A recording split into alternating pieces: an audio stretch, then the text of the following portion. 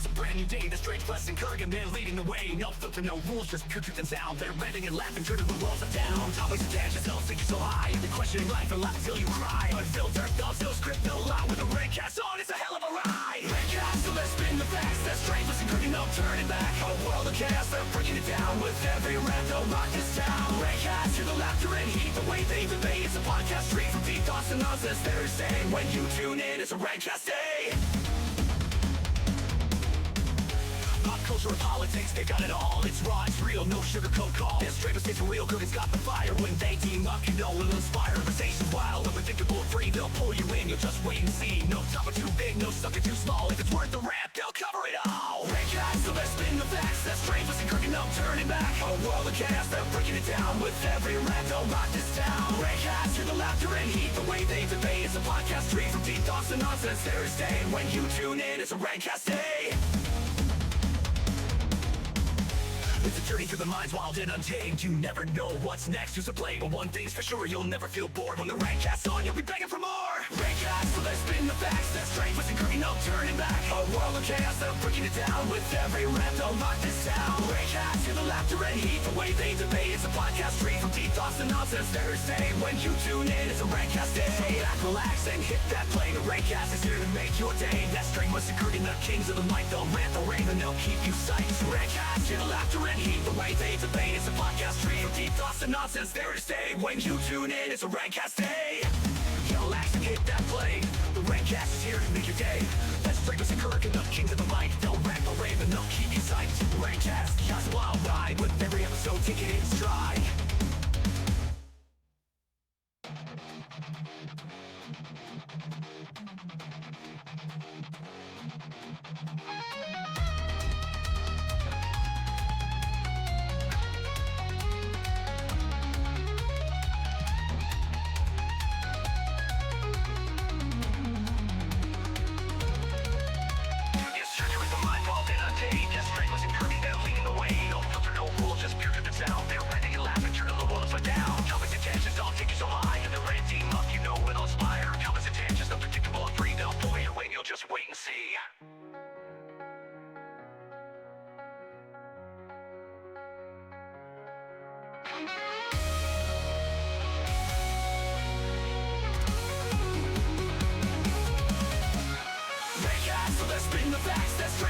No turning back, a world of chaos, they're breaking it down. With every rant, they'll knock this down. RantCast, hear the laughter and heat. The way they debate, it's a podcast free from deep thoughts and nonsense. Thursday, when you tune in, it's a RantCast day.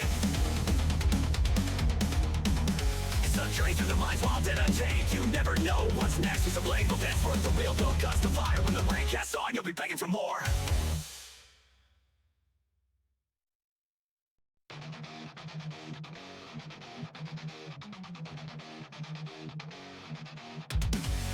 Up and play, it's a brand new day. The StrangeBus and Kurgan leading the way. No filter, no rules, just pure truth and sound. They're ranting and laughing, turning the walls are down. Topics and tangents, they'll sink you so high. They're questioning life and laugh till you cry. Unfiltered thoughts, no script, no lie. With the RantCast on, it's a hell of a ride. RantCast, so let's spin the facts. That StrangeBus and Kurgan, no turning back. A world of chaos, they're breaking it down. With every rant, they'll rock this town. RantCast, hear the laughter and heat. The way they debate, it's a podcast free from deep thoughts and nonsense. Thursday, when you tune in, it's a RantCast day. Pop culture and politics, they got it all. It's raw, it's real, no sugarcoat call. This StrangeBus takes a real good, it's got the fire. When they team up, you know it'll inspire. Conversations wild, unpredictable, free. They'll pull you in, you'll just wait and see. No topic too big, no sucker too small. If it's worth the rant, they'll cover it all. RantCast, so let's spin the facts. That StrangeBus and Kurgan, no turning back. A world of chaos, they're breaking it down. With every rant, they'll rock this town. RantCast, hear the laughter and heat. The way they debate, it's a podcast free from deep thoughts and nonsense. Thursday, when you tune in, it's a RantCast day. It's a journey through the minds wild and untamed. You never know what's next, who's to blame. But one thing's for sure, you'll never feel bored. When the RantCast's on, you'll be begging for more. RantCast, so let's spin the facts. That StrangeBus and Kurgan, no turning back. A world of chaos, they're breaking it down. With every rant, they'll knock this down. RantCast, hear the laughter and heat. The way they debate, it's a podcast free from deep thoughts and nonsense. Thursday, when you tune in, it's a RantCast day. So back, relax, and hit that play. The RantCast is here to make your day. That StrangeBus and Kurgan, the kings of the mic. They'll rant, they'll rave, and they'll keep you psyched. RantCast, hear the laughter and heat. The way they debate, it's a podcast free from deep thoughts and nonsense. There to stay. When you tune in, it's a RantCast day. Relax relax and hit that play. The RantCast is here to make your day. Let's StrangeBus and enough kings of the mic. They'll rant the rave and they'll keep you psyched. RantCast, just a wild ride with every episode, take it in stride.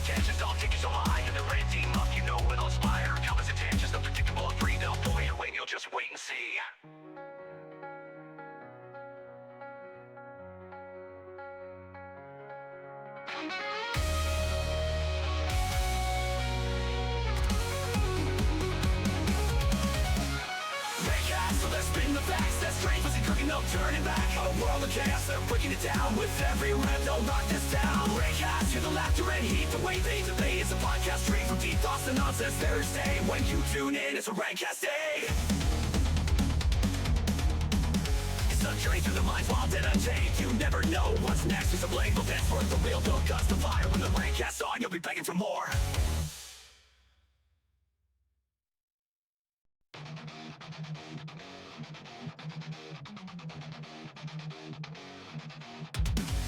Up and play, it's a brand new day. The StrangeBus and man leading the way. No filter, no rules, just pure truth and sound. They're bending and laughing, turning the world down. Topics and tangents, no thinking so high. They're questioning life and laugh until you cry. Unfiltered thoughts, no script, no lie. With the RantCast on, it's a hell of a ride. RantCast, so let's spin the facts. That StrangeBus and no turning back. A world of chaos, they're breaking it down. With every rap, they'll rock this town. RantCast, hear the laughter and heat, the way they debate. It's a podcast straight from deep thoughts and nonsense Thursday. When you tune in, it's a RantCast day. Pop culture and politics, they've got it all. It's raw, it's real, no sugarcoat call. This StrangeBus gets real good, it's got the fire. When they team up, you know it'll inspire. Conversations wild, unpredictable, free. They'll pull you in, you'll just wait and see. No topic too big, no sucker too small. If it's worth the rap, they'll cover it all. RantCast, so let's spin the facts. That StrangeBus and no turning back. A world of chaos, they're breaking it down. With every rap, they'll rock this town. RantCast, hear the laughter and heat, the way they debate. It's a podcast straight from deep thoughts and nonsense Thursday. When you tune in, it's a RantCast day. It's a journey through the minds wild and untamed. You never know what's next, who's to blame. But one thing's for sure, you'll never feel bored. When the RantCast's on, you'll be begging for more. RantCast, so let's spin the facts. That StrangeBus and no turning back. A world of chaos, they're breaking it down. With every rap, they'll knock this down. RantCast, hear the laughter and heat, the way they debate. It's a podcast straight from deep thoughts and nonsense Thursday. When you tune in, it's a RantCast day. So back, relax, and hit that play. The RantCast is here to make your day. That StrangeBus and the kings of the mic. They'll rant the rave and they'll keep you psyched. RantCast, hear the laughter and heat, the way they debate. It's a podcast stream of deep thoughts and nonsense there to stay. When you tune in, it's a RantCast day. Relax and hit that play. The RantCast is here to make your day. Let's StrangeBus and enough kings of the mic. They'll rant the rave and they'll keep you psyched. RantCast, just a wild ride with every episode, take it in stride.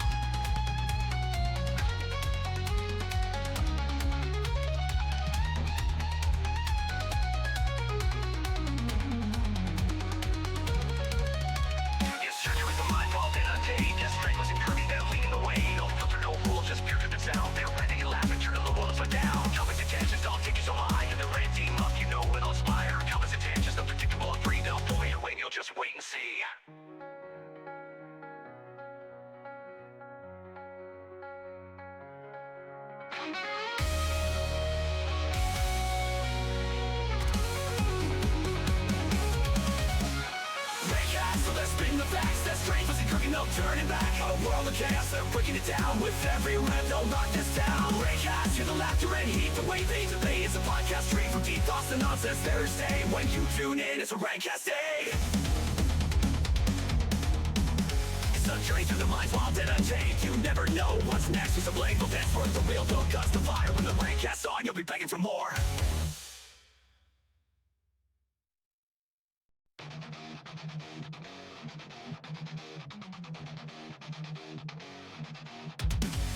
Up it, play, it's a brand new day. The StrangeBus Returns, leading the way. No filter, no rules, just pure truth and sound. They're ranting and laughing, turning the walls are down. Topics and tangents, no sink so high. They're questioning life and laugh until you cry. Unfiltered thoughts, no script, no lie. With the RantCast on, it's a hell of a ride. RantCast, so let's spin the facts. That StrangeBus Returns, no turning back. A world of chaos, they're breaking it down. With every rant, they'll rock this town. RantCast, hear the laughter and heat. The way they debate, it's a podcast free from deep thoughts and nonsense. Thursday, when you tune in, it's a RantCast day. Pop culture and politics, they've got it all. It's raw, it's real, no sugarcoat call. This StrangeBus stays real good, it's got the fire. When they team up, you know it'll inspire. Conversations wild, unpredictable, free. They'll pull you in, you'll just wait and see. No topic too big, no subject too small. If it's worth the rap, they'll cover it all. RantCast, so let's spin the facts. That StrangeBus Returns, no turning back. A world of chaos, they're breaking it down. With every rant, they'll rock this town. RantCast, hear the laughter and heat. The way they debate, it's a podcast free from deep thoughts and nonsense. Thursday, when you tune in, it's a RantCast day. It's a journey through the minds wild and untamed. You never know what's next, who's to play. But one thing's for sure, you'll never feel bored. When the RantCast's on, you'll be begging for more. RantCast, so let's spin the facts. That StrangeBus Returns, no turning back. A world of chaos, they're breaking it down. With every rant, they'll knock this town. RantCast, hear the laughter and heat. The way they debate, it's a podcast free from deep thoughts and nonsense. Thursday, when you tune in, it's a RantCast day. So back, relax, and hit that play. The RantCast is here to make your day. That StrangeBus Returns, the kings of the mic. They'll rant, they'll rave, and they'll keep you psyched. RantCast, hear the laughter and heat. The way they debate, it's a podcast free from deep thoughts and nonsense. There to stay. When you tune in, it's a RantCast day. Relax and hit that play. The RantCast is here to make your day. That's StrangeBus Returns, the kings of the mic. They'll rant, they'll rave, and they'll keep you psyched. RantCast, just a wild ride. With every episode, take it in stride.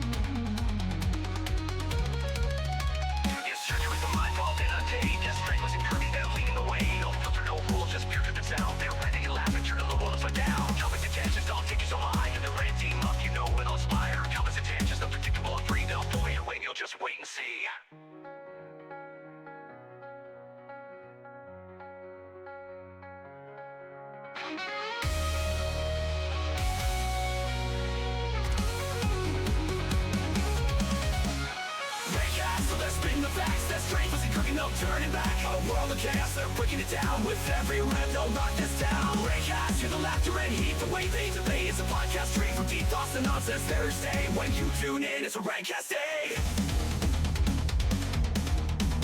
It's a journey through the minds wild and untamed. You never know what's next, who's to blame. But that's worth the real, don't cause the fire. When the RantCast's on, you'll be begging for more.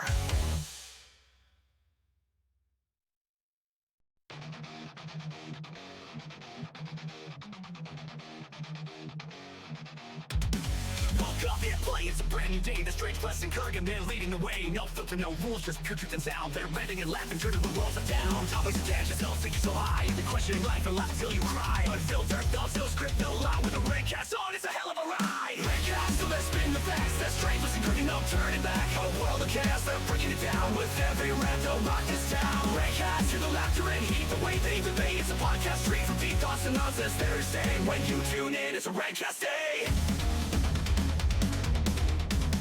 Pop culture and politics, they've got it all. It's raw, it's real, no sugarcoat call. This StrangeBus stays real good, it's got the fire. When they team up, you know it'll inspire. Conversations wild, unpredictable, free. They'll pull you in, you'll just wait and see. No topic too big, no subject too small. If it's worth the rap, they'll cover it all. RantCast, so let's spin the facts. That StrangeBus Returns, no turning back. A world of chaos, they're breaking it down. With every rant, they'll rock this town. RantCast, hear the laughter and heat. The way they debate, it's a podcast free from deep thoughts and nonsense. Thursday, when you tune in, it's a RantCast day.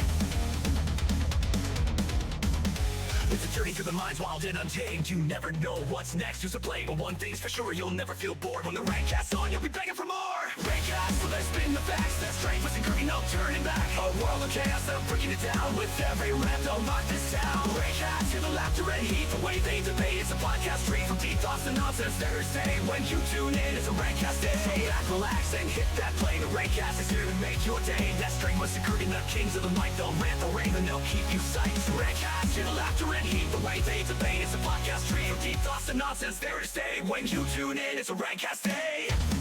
relax and hit that play. The RantCast is here to make your day.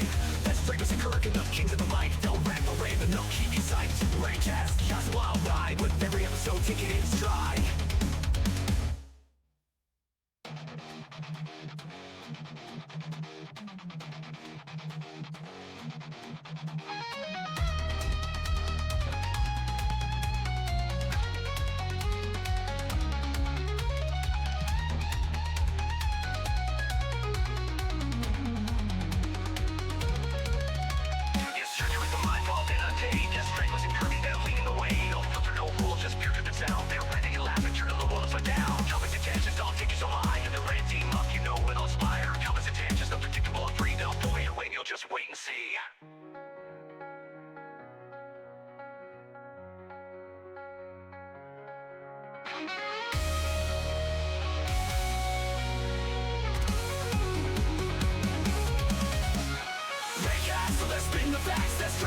No turning back, a world of chaos, they're breaking it down. With every rap, they'll knock this down. RantCast, hear the laughter and heat, the way they debate. It's a podcast straight from deep thoughts to nonsense Thursday. When you tune in, it's a RantCast day.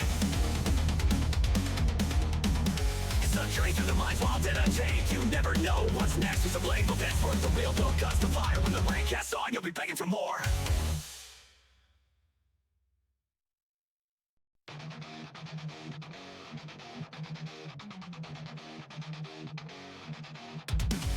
Up and play, it's a brand new day. The StrangeBus and Kirk leading the way. No filter, no rules, just pure truth and sound. They're ranting and laughing, turning the world upside down. Topics and tangents, don't think you're so high. They're questioning life and laugh till you cry. Unfiltered thoughts, no script, no lie. With the RantCast on, it's a hell of a ride. RantCast, so let's spin the facts. The StrangeBus and Kirk, no turning back. A world of chaos, they're breaking it down. With every rap, they'll rock this town. RantCast, hear the laughter and heat, the way they debate. It's a podcast straight from deep thoughts to nonsense Thursday. When you tune in, it's a RantCast day. Pop culture and politics, they got it all. It's raw, it's real, no sugarcoat call. This StrangeBus takes a real good, it's got the fire. When they team up, you know it'll inspire. Conversations wild, unpredictable, free. They'll pull you in, you'll just wait and see. No topic too big, no sucker too small. If it's worth the rap, they'll cover it all. RantCast, so let's spin the facts. That's StrangeBus and Kirk, no turning back. A world of chaos, they're breaking it down. With every rap, they'll rock this town. RantCast, hear the laughter and heat, the way they debate. It's a podcast straight from deep thoughts to nonsense Thursday. When you tune in, it's a RantCast day. It's a journey through the minds wild and untamed. You never know what's next, who's to blame. But one thing's for sure, you'll never feel bored. When the RantCast's on, you'll be begging for more. RantCast, so let's spin the facts. That's StrangeBus and Kirk, no turning back. A world of chaos, they're breaking it down. With every rap, they'll knock this down. RantCast, hear the laughter and heat, the way they debate. It's a podcast straight from deep thoughts to nonsense Thursday. When you tune in, it's a RantCast day. So back, relax, and hit that play. The RantCast is here to make your day. That's StrangeBus and Kirk, the kings of the mic. They'll rant the rave and they'll keep you psyched. RantCast, hear the laughter and heat, the way they debate. It's a podcast free of deep thoughts and nonsense Thursday. When you tune in, it's a RantCast day. Relax and hit that play. The RantCast is here to make your day. Let's StrangeBus and Kirk and the kings of the mic. They'll rant the rave and they'll keep you psyched. RantCast, just a wild ride with every episode taking its stride.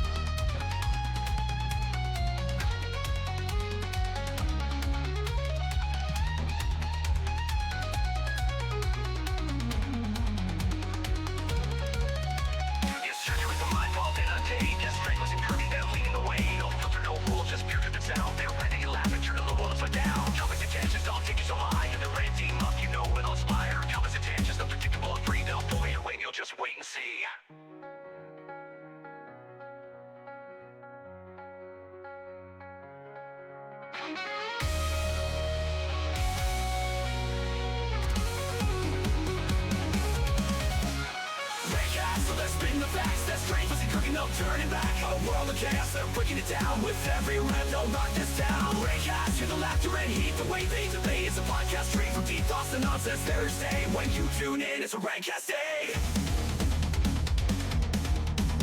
It's a journey through the minds wild and untamed. You never know what's next, who's to blame. But that's worth the real, no guts to fire. When the RantCast's on, you'll be begging for more.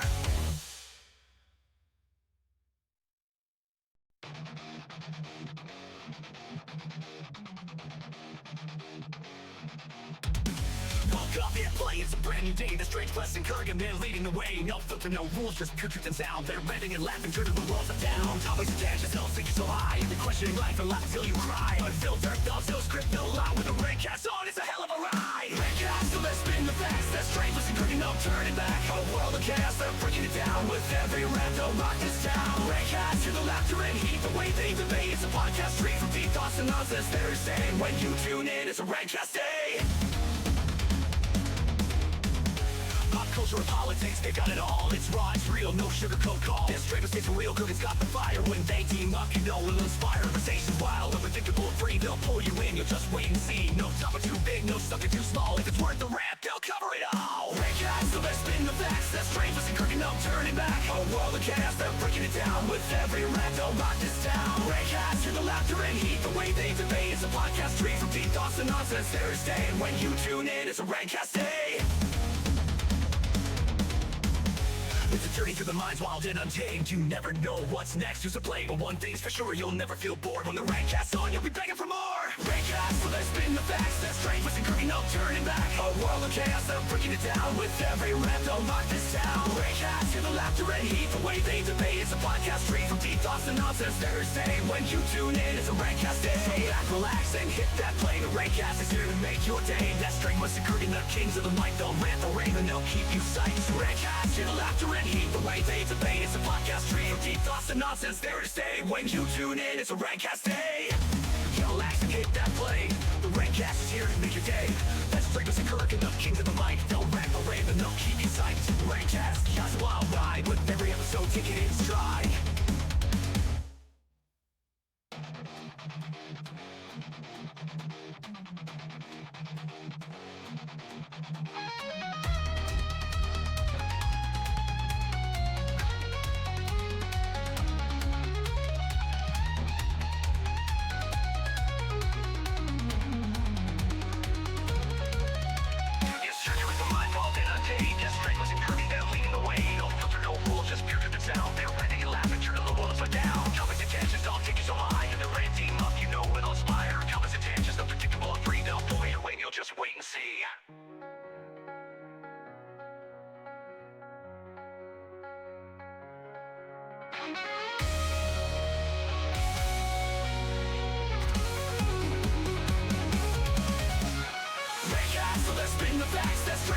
No turning back, a world of chaos, they're breaking it down. With every rap, they'll rock this town. RantCast, hear the laughter and heat. The way they debate, it's a podcast free from deep thoughts and nonsense. Thursday, when you tune in, it's a RantCast day. It's a journey through the minds wild and untamed. You never know what's next, who's to blame. But that's worth the real, don't cause the fire. When the RantCast's on, you'll be begging for more.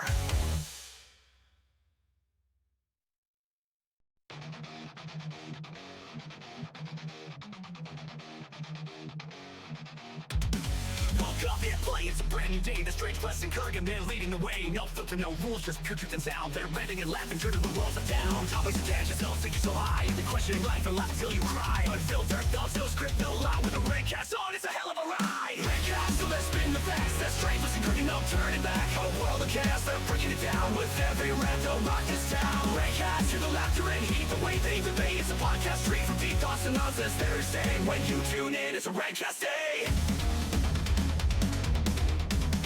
Pop culture and politics, they've got it all. It's raw, it's real, no sugarcoat call. This StrangeBus takes a real cook, it's got the fire. When they team up, you know it'll inspire. Conversations wild, unpredictable, free. They'll pull you in, you'll just wait and see. No topic too big, no sucker too small. If it's worth the rap, they'll cover it all. RantCast, so let's spin the facts. That StrangeBus and no turning back. A world of chaos, they're breaking it down. With every rap, they'll rock this town. RantCast, hear the laughter and heat. The way they debate, it's a podcast free from deep thoughts and nonsense. Thursday, when you tune in, it's a RantCast day.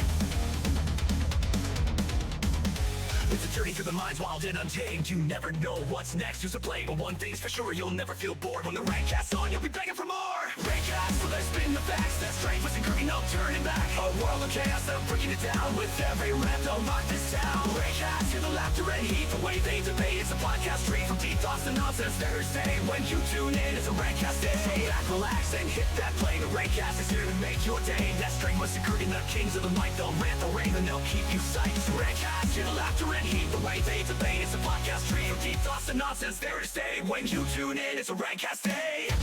Relax and hit that play. The RantCast is here to make your day.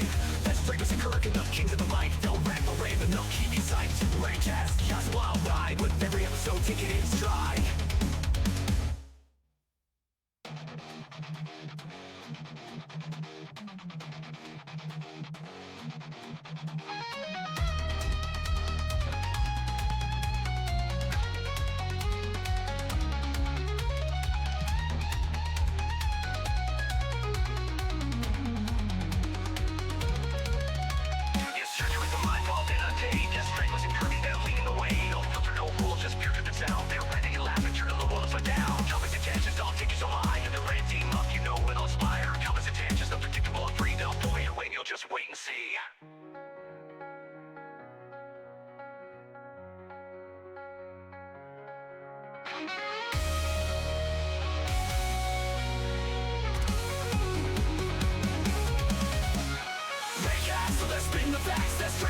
No turning back, a world of chaos, they're breaking it down. With every rap, they'll knock this down. RantCast, hear the laughter and heat, the way they debate. It's a podcast straight from deep thoughts to nonsense Thursday. When you tune in, it's a RantCast day.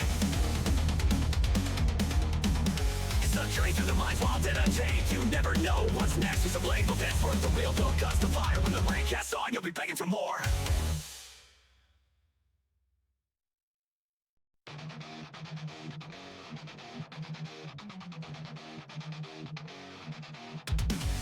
Up and play, it's a brand new day. The StrangeBus and Kirk leading the way. No filter, no rules, just pure truth and sound. They're bending and laughing, turning the world upside down. Topics attached, yourself sinking so high. You're questioning life and laugh till you cry. Unfiltered thoughts, no script, no lie. With the RantCast on, it's a hell of a ride. RantCast, so let's spin the facts. That StrangeBus and Kirk, no turning back. A world of chaos, they're breaking it down. With every rap, they'll rock this town. RantCast, hear the laughter and heat, the way they debate. It's a podcast straight from deep thoughts and nonsense Thursday. When you tune in, it's a RantCast day.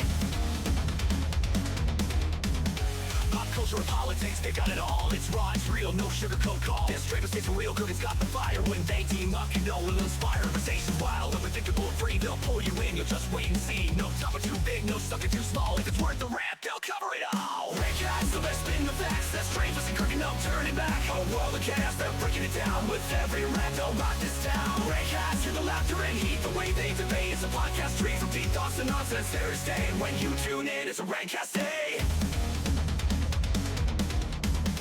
It's a journey through the minds wild and untamed. You never know what's next, who's to blame. But one thing's for sure, you'll never feel bored. When the RantCast's on, you'll be begging for more. RantCast, so let's spin the facts. That StrangeBus and Kirk, no turning back. A world of chaos, they're breaking it down. With every rap, they'll knock this town. RantCast, hear the laughter and heat, the way they debate. It's a podcast straight from deep thoughts and nonsense Thursday. When you tune in, it's a RantCast day. So back, relax, and hit that play. The RantCast is here to make your day. That StrangeBus and Kirk, the kings of the mic. They'll rant the rave and they'll keep you psyched. RantCast, hear the laughter and heat, the way they debate. It's a podcast stream of deep thoughts and nonsense there to stay. When you tune in, it's a RantCast day.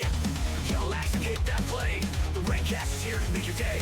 That's StrangeBus and Kirk and the kings of the mic. They'll rant the rave and they'll keep you psyched. RantCast, just a wild ride. With every episode, take it in stride.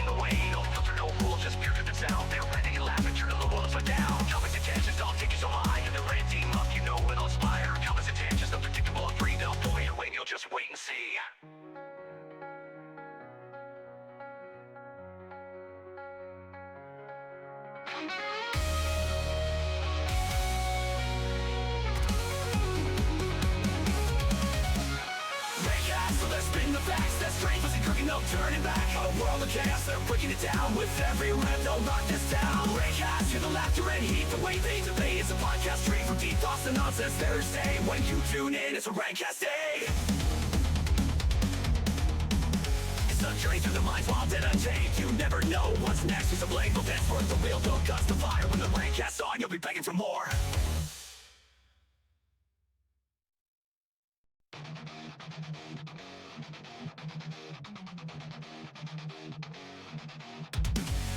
up and play, it's a brand new day. The StrangeBus Returns leading the way. No filter, no rules, just pure truth and sound. They're bending and laughing, turning the walls are down. Topics attached, just don't think so high. They're questioning life and laugh till you cry. Unfiltered thoughts, no script, no lie. With a RantCast on, it's a hell of a ride. RantCast, so let's spin the facts. That StrangeBus Returns, no turning back. A world of chaos, they're breaking it down. With every rap, they'll rock this town. RantCast, hear the laughter and heat. The way they debate, it's a podcast free from deep thoughts and nonsense. Thursday, when you tune in, it's a RantCast day.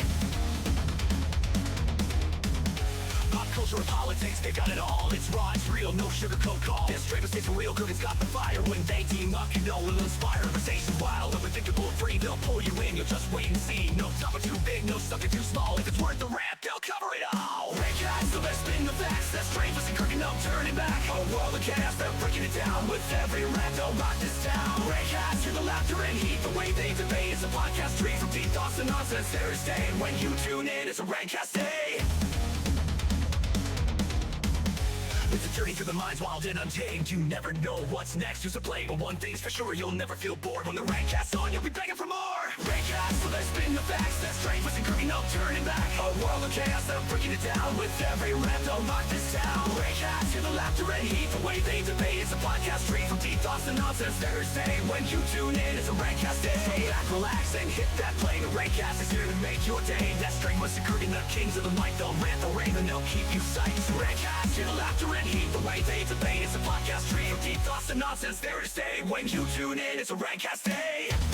Relax and hit that play. The RantCast is here to make your day. That's StrangeBus Returns, the kings of the mic. They'll rant, they'll rave, and they'll keep you psyched. RantCast, just a wild ride. With every episode, take it in stride.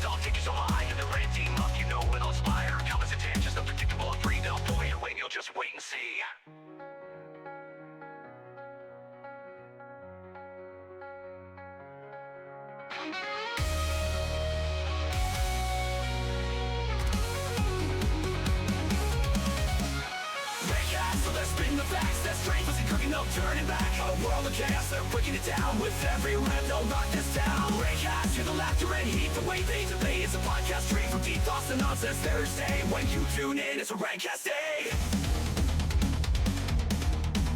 It's a journey through the minds wild and untamed. You never know what's next, who's to blame. But that's worth the real, don't cause the fire. When the RantCast's on, you'll be begging for more.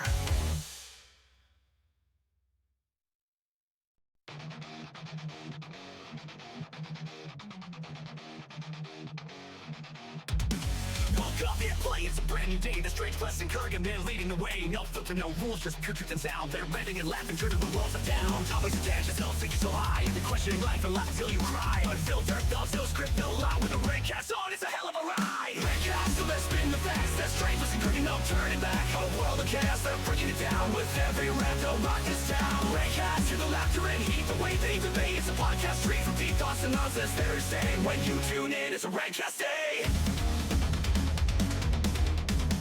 Pop culture and politics, they've got it all. It's raw, it's real, no sugarcoat call. This StrangeBus takes a real cook, it's got the fire. When they team up, you know it'll inspire. Conversations wild, unpredictable, free. They'll pull you in, you'll just wait and see. No topic too big, no sucker too small. If it's worth the rap, they'll cover it all. RantCast, so let's spin the facts. That StrangeBus Returns, no turning back. A world of chaos, they're breaking it down. With every rap, they'll rock this town. RantCast, hear the laughter and heat. The way they debate, it's a podcast free from deep thoughts and nonsense. Thursday, when you tune in, it's a RantCast day.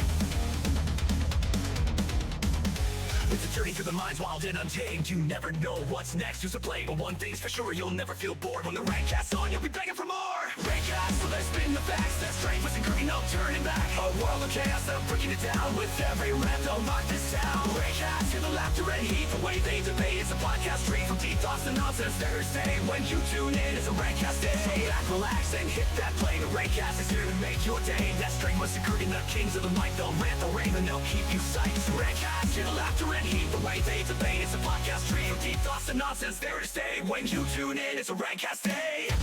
Yo, relax and hit that play. The RantCast is here to make your day. Let's StrangeBus and Kirk and the kings of the mic. They'll rant, they'll rave, and they'll keep you psyched. The RantCast, just a wild ride with every episode taking it in stride.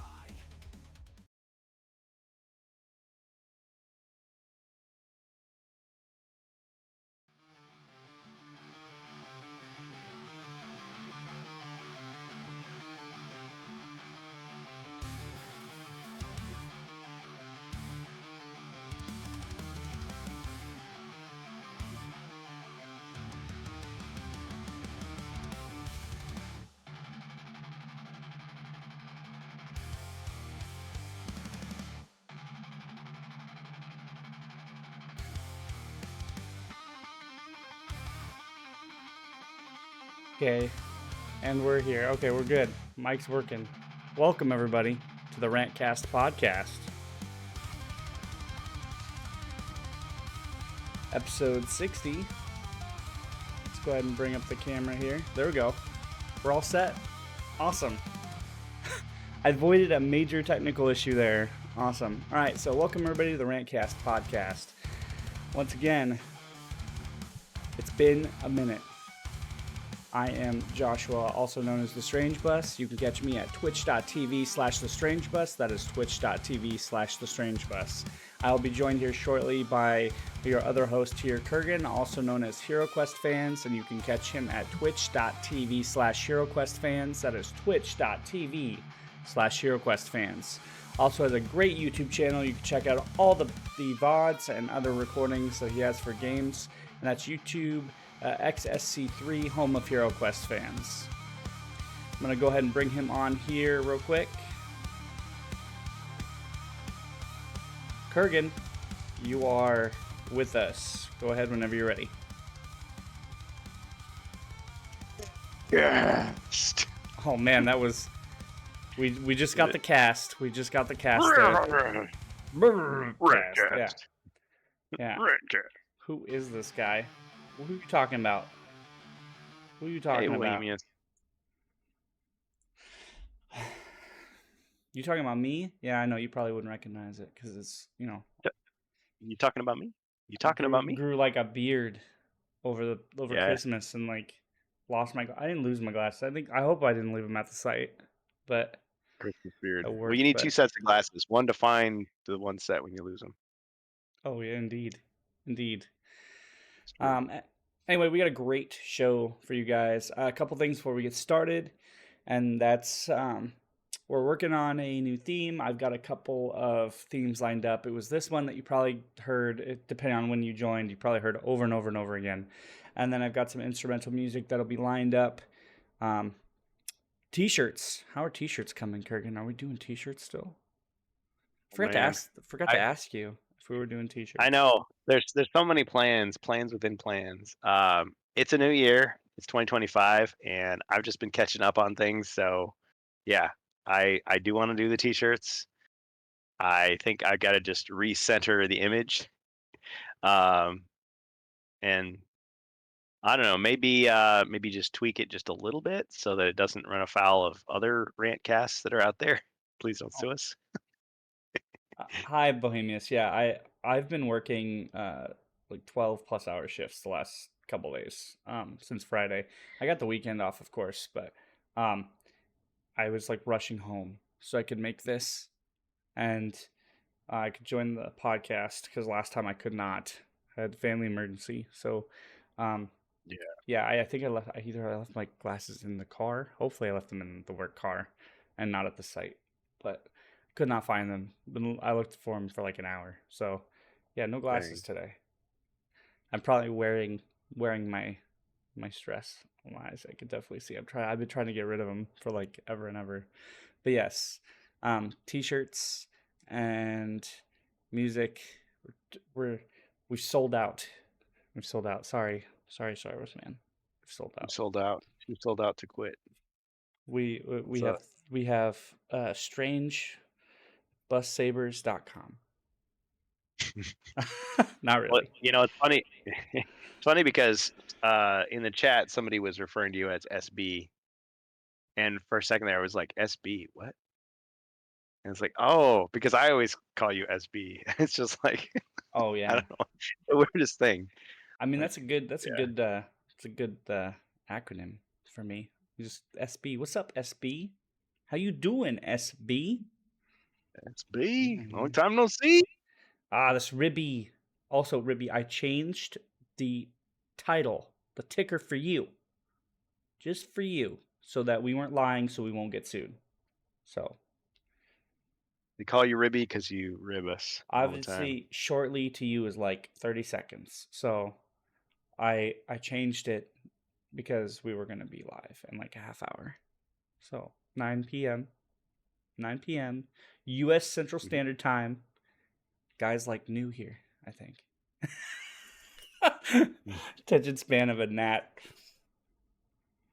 But yeah, what else have we got? We've got the First Light unboxing. HeroQuest Power Hour's got First Light. We're doing First Light stuff. Managed to Oh catch yeah. your Yep. your video, but that was about it. So looking forward to Oh, this. well, thanks. As if And you then hadn't heard enough about First Light, but I mean, now that we've actually got it in our hands, yeah, we we can actually talk about it. actually get to look at it. And then we've got a couple of great topics on the video game industry.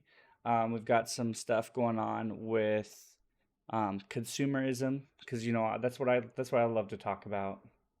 It's just how well Mhm. we are getting completely fucked with a pH on that.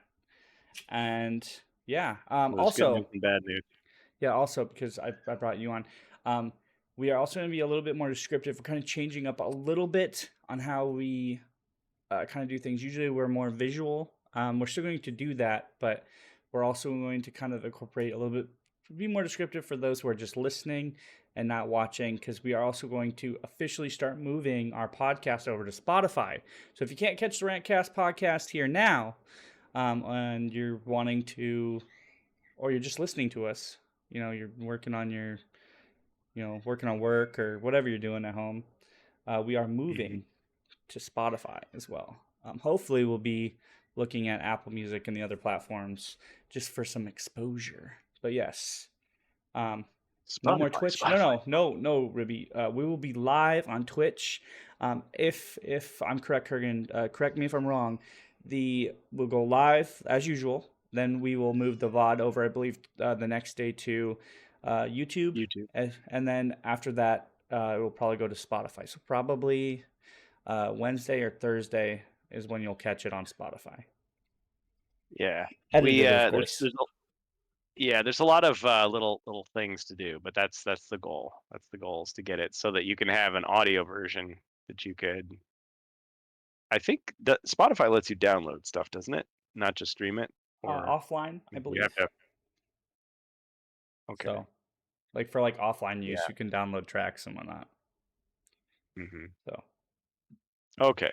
Yeah, because I listen to a lot of podcasts, but actually like doing one, it's like, wow, it's a big idea. It's it'll be good. Yeah, and we've got a big backlog to convert over too, so it may but take a while. yeah, counting our archived episodes, which I don't know if we need to put those on. You can if you want, but counting our archived episodes, I think we've got like 72 episodes. So Wow. I think that these will be converted to MP3, so they'll just be for listening only. So when we do something like, for example, the unboxing, or if I'm showing off something like a video or something, we'll either give the warning that you won't be able to see it, or it'll be edited out, depending on how that happens. So just We kind need of to as hire a those descriptive audio people. It's like he sits in a chair wearing a hat upon his head. yeah. His scraggly beard twinkles in the sunlight as he describes how bad Ubisoft has screwed itself over. I will I will officially give ASMR on these. Just I'll just scratch my beard. Stroke your beard thoughtfully. Yeah. Yeah.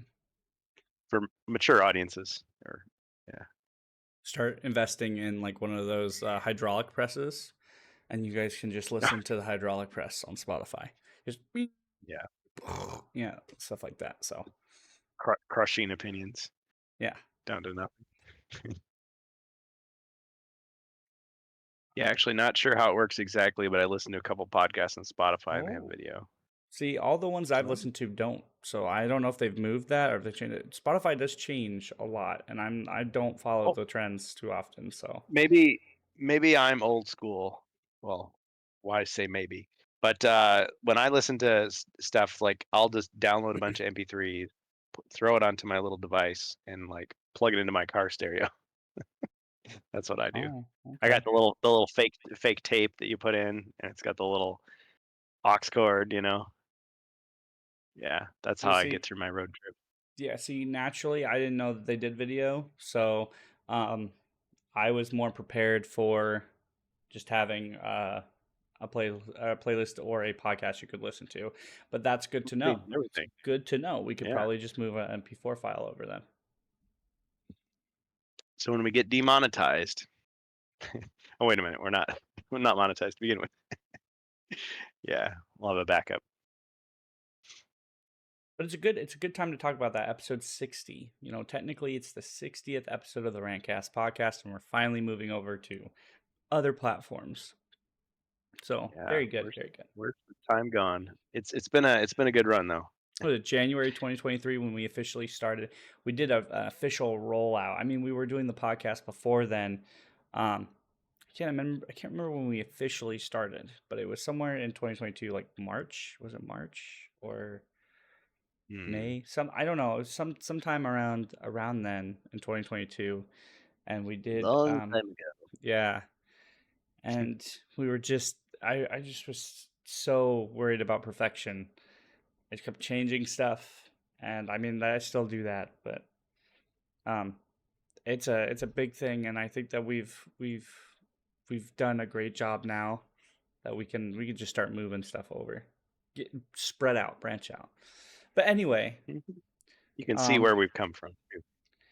we haven't done, we haven't talked about uh how we've been since Christmas. Christmas. It's been since before Oh, Christmas, since yeah. well, at least since I've been on. I don't know, like We took you. Yeah, I mean I've done some shows, but yeah, we took a long break for Christmas, and you want to start or should I? I How does mean, this yeah, work? I You talk sure, first, or then do I? sure. I Okay. love to talk. I'll talk your ass off. So Somehow StrangeBus returned. indeed, Podcasting that technology, is literally something only the the Rantcast quote, had. because I don't completely know how I'm doing. I don't know how my wife's doing. My wife's working harder than I am, and I don't understand. We have between Christmas. It was around Christmas. We recently ran into some family stuff with grandparents, and nothing serious. Just they need help. So we've got the kids, we've got the grandparents. My grandfather needs some assistance every now and then. So it's kind of like an extra three people that we have to come and check up in on right now, and that's getting handled. Like I said, nothing super serious, just added to the workload. So um, luckily, I have an amazing partner who is handling stuff right now, even while I'm allowed to do this podcast. So I wouldn't be able to do it without her. So, and I know I'm simping it up right now, but it's the truth. Um, and it's just been busy. It's been really busy with that going on. And then we're now starting to pick up our busy season at work. So between that, I'm moving back and forth. So if I'm working, I'm going over to check up on or help her check up on the grandparents every now and then, or I'm cleaning up the house, or kind of just, we're always on the move. I think this is the first time I think she's had some time to sit down, or, we've just kind of been at home. So I don't know. I appreciate it. I'm glad to be back. I'm glad to be doing stuff again, to be productive in my hobbies. Um, but yeah, I haven't been able to stream. I think the last time I streamed was the 4th. But yeah, we're good. We're doing great. I feel like usually stressful or busier times kind of test people, but I think we are doing wonderfully. And um, usually that's something you don't usually say in a very high tension type of situation. But yeah, but I thought the holidays would have completely destroyed me, but it has been a wonderful holiday. It has been a pretty decent month because I had to get my license renewed. I also had to get my my medical paperwork. I had all the government stuff you had to do, and we've got tax time coming. So it's like this is the busiest time of the season, and everything is falling into place, and I can't be more thankful than that. But yeah. How about you, Kurgan? How are you doing?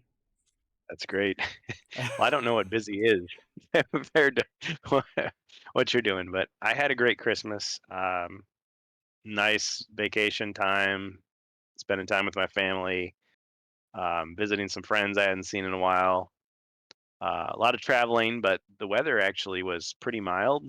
I mean, now it's freezing cold, but it was pretty mild, so it was easy to travel. It was easy to just, you know, throw myself in the car and just do stuff, come back, go back and forth. As far as work, yeah, I'd say it's busy. It's busy again. A lot of changes, but that's kind of been my job for my my day job for a long time is just constant changes. So it's like you just roll with it. Right. Um, yeah. So it's been good. If I sound a little tired, it's just because it's just kind of been one thing after another. But Just I hear what don't you're up fall to, and it's asleep. like Just don't fall asleep. no, Don't fall asleep while you're it is unboxing. We would hate for you to never. fall asleep while you're doing that. That would be so beautiful. Beautiful. So beautiful. Would not be beautiful. Yeah. So well, and then everything was nice and calm and quiet, just in time for a big news dump with all the HeroQuest stuff. I I had my first few streams coming back, and it was like, man, I feel like I'm rough, like because I normally have everything right where I want it. It's just everything's, I know exactly where it is, ready to throw it down, set up the stream. But I really appreciate that people came back, didn't forget about us. I mean, I feel like we've forged some real friendships in our time with HeroQuest fans. I mean, for a while, it's just like, okay, you release new content, people watch you, and then you take a break, and then they forget about you. It's like, oh man. Hey, it's But I Joe. mean, What's up, Joe? How you doing? How you doing? Joe Kozier, Rob Champ, Bohemius Ribby. I mean, the gang's all here. Yeah. Just need Jacer and a couple other people. But yeah, it's I'm very thankful as well. Um, yeah, taking on responsibility is a good thing, and you can make it through those trials and tribulations. Yeah, it makes you a stronger person. Well, So it's good to be back, though. all Good to have you positivity. back. Blessed, not Yeah. stressed. That's something that I enjoy saying. Yeah, how could anyone forget you, Kurgan? You stand out. That Yeah, upbeat personality. it's that guy with all those wrong opinions. I I do appreciate our following. Like I said, I've never asked for a giant following. Just a community that likes to be here, and that's always with my channel too. Um, it's just the fact that we've got people willing to tune in, and Yeah. that makes me happy. So, thanks guys for being here. Now I've got the sappy stuff out of the way. I'm posting on Twitter that we're live. Yeah. Well, it wouldn't be the same without you guys. That's for sure. I was gonna say, yeah, I'd do it even if nobody was listening, but That's it right. it makes it a lot more special. I mean, without feedback, you don't know. You don't get that outside voice like, oh yeah, why don't you try this? Why don't you try that? Why Dance don't like you do no this? one's Why don't you watching. do that? Yep. Yep. It's true. Exactly what I believe in. Is you dance like no one's watching, and Hmm. it's exactly my. It's kind of like my creed when I started streaming because I was always worried about like, um, whether I would be nervous about streaming. When I first booted up, it was what dead. It was like a zombie game. I can't remember what Dying Light 2, and nobody was watching. But all I did was talk as if I was giving an opinion to a friend of mine sitting next to me. So I was just like, talk like nobody's there.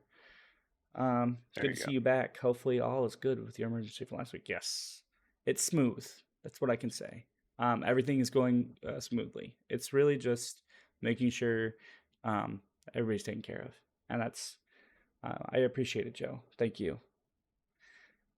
So Everything is proceeding as I have foreseen it. yes. But yeah, I'm positive. I'm in good spirits. So, and I'm glad to be here. So I'm glad you're so positive because we're about to ruin your day. No, we're not. yeah, I'm about to get mad. No, we got good. We I got feel like good things to talk about. we should be mad. We should be ranting right now. We should be upset. We shouldn't be happy. What is this? Yeah, let's see what. What is this nonsense? All we got to do is just find out what some corporations are doing to our favorite games That's right. and franchises. Then we can get angry. All right. Posted notifications. I should have done that while I was waiting, but we were prepping, we were talking. So we're all ready to go. So go ahead We're with all the power here hour whenever you're now. ready. Go ahead and bring the screen up. I need to hide my taskbar. It's been screwing up on me lately, so give me 2 seconds to do that. Warning contains taskbar. Contains huge taskbar. My taskbar is huge. It's so big. The Zapcast. The Sapcast. All right. By the home. No, So we've really. got First Light unboxing. Let's go. I'm ready. Oh, I'm ready. Man. I'll do it. All right, I'll do it. Okay, yeah. So first, I want to shout out the guy who beat me to this, Fair Weatherman. Check him out on YouTube. He had a great video.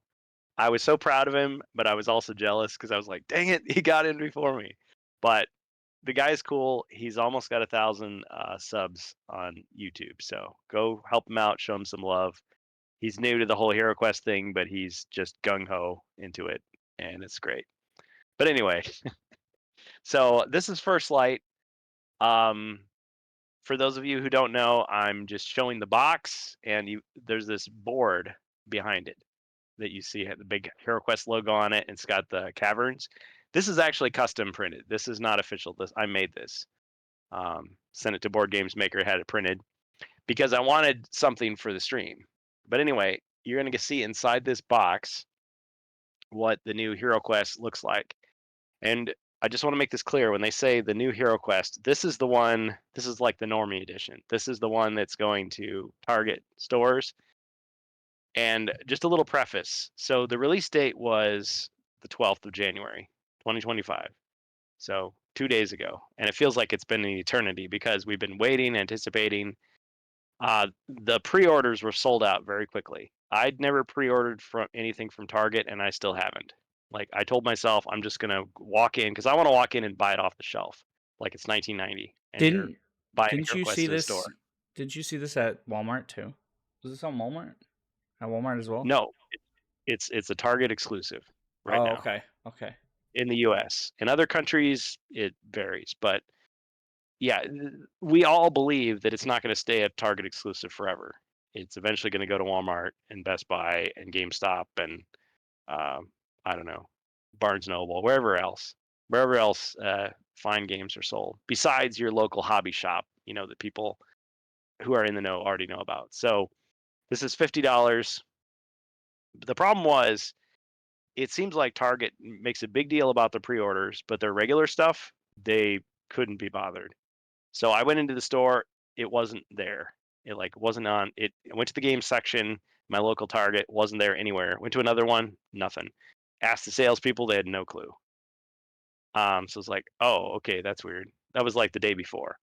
So the day of, I'm like, okay, your website says you have 3 copies. I don't see it. And I wasn't snotty about it, but I mean, it's just like, okay, can you help me? And they were really cool. It's like, okay, we'll check. Okay, it says we have it. Okay, it's not on the floor. It's not anywhere. Okay, I'll check in the back. Oh man, there's just like tons of boxes and stuff. Just like, oh man, I'm making this poor guy like look for it. And he's like, it might take me like an hour to find it. And I'm like, oh, okay, I can wait around, and that's cool. It's like, so he went back and he's looking around, and finally he brought it in. And I'm just like, oh, great. So then they rang it up at the customer service desk, or what they have a fancy name for it. I don't shop there very much, but anyway, yeah. So I got it, brought it home. But yeah, the next day I went in to the other Target thinking like, oh, maybe they'll have it out by now. Nope, not even a space for it on the shelf. So I'm just kind of like, it's kind of weird. So it's like those of us who know about it already can go get it, but everybody else has no clue. Like the idea is supposed to be, you sit on the shelf, catches your eye, you give it a try. So they're not quite there yet. But then again, it's only been 2 days. We treat it as a big deal because we're HeroQuest fans, but the average person just like, oh, it's just another product. I mean, we'll just put it out when we're ready, I guess. So, but anyway, here it is. So it's the same size as like the other big expansions, but this is like a standalone game. And before anybody gets upset, they have said already a few times that they're not planning to stop production of the regular game system anytime soon. So that's just going to keep getting printed. But what this will do is this will allow people who are intimidated by the price to try it out. Also, these big box stores like Target, they don't like to have, big piles of giant boxes on their shelves, taking up space in the toy section. They like to have small boxes like this. So that's kind of a way to appease them, I suppose. And a lot of the guys in the HeroQuest fans Discord have been showing off their boxes too. So we all get to see what's in it. And it's just interesting to hear some of the stories. So one of the stories was that on release day, I think it was on release day, or maybe it was the day before, but there were people that they saw it on the shelf and they took it, they went in, through the checkout line and they try to scan it and then it says, this cannot be sold today. And so they had to put it back. And then the manager like took it off the shelf and put it in the back.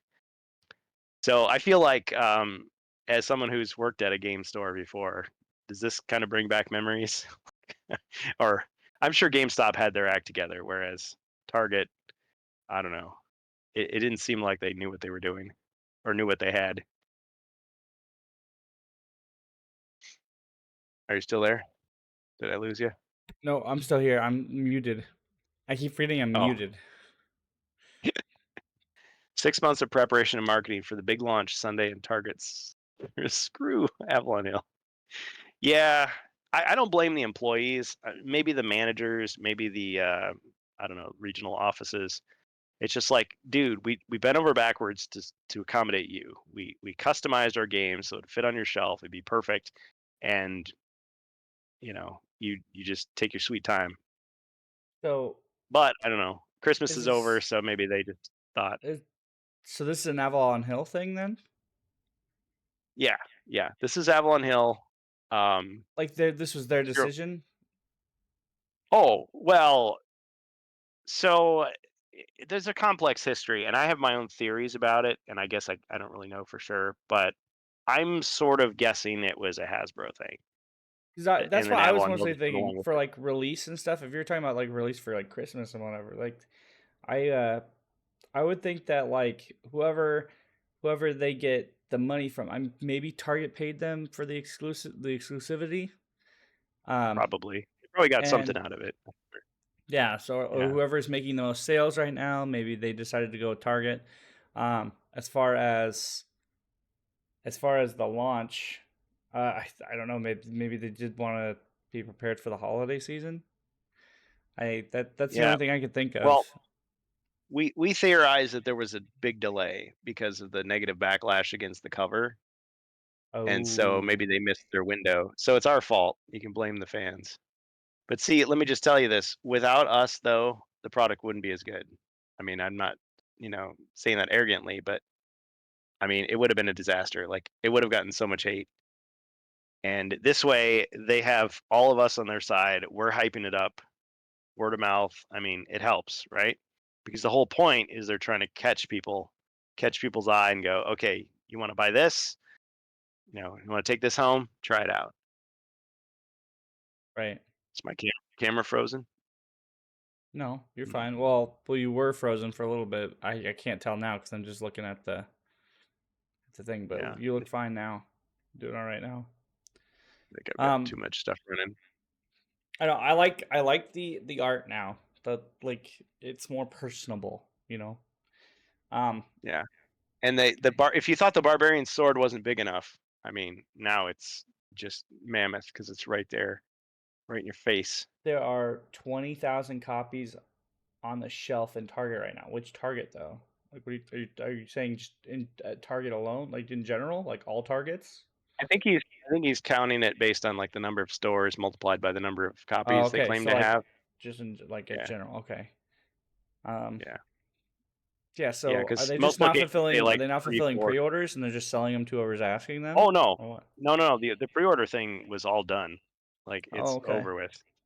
Yeah, that happened on the 12th, and the stores.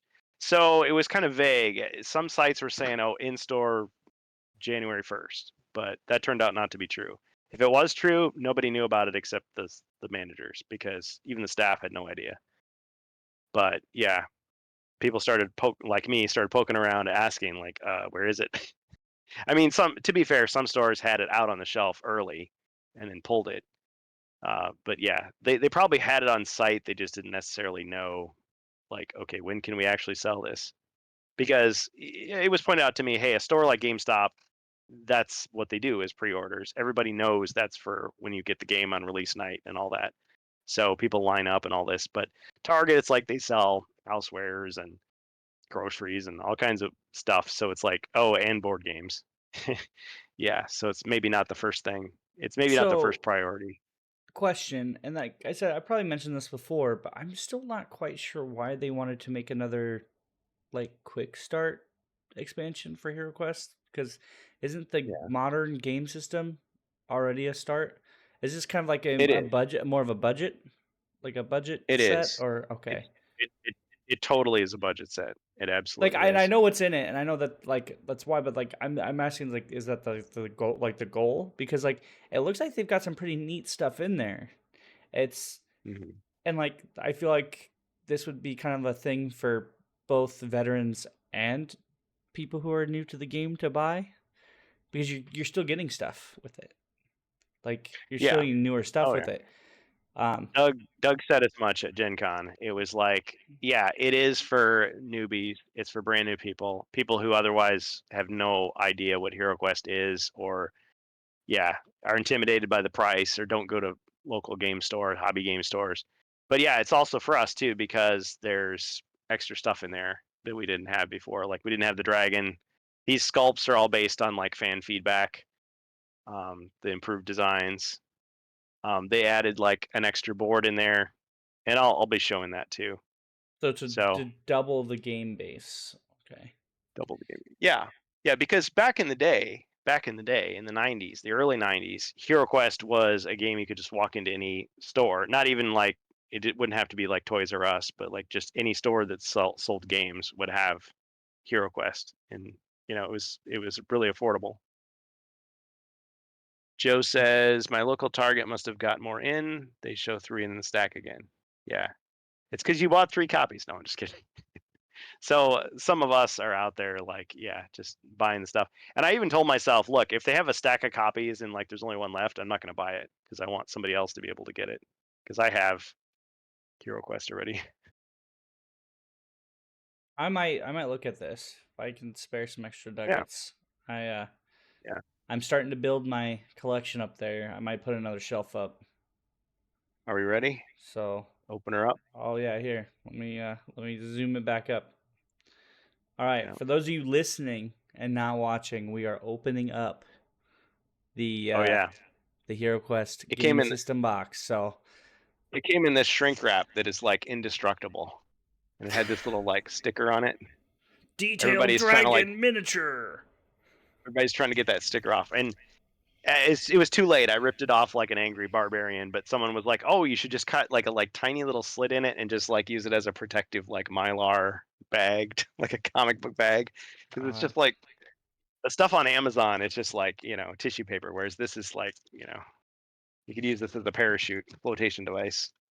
Anyway, yeah. So if my camera freezes, just let me know. All right. So we got the little box. You got to sniff it. All right. Get that board game high. Yeah. And then we got the GM screen, which it's over the top. I like the classic design, but I also like this one. So this is different from the even the newer game system, the one in the box. Oh yeah. Okay. Yep.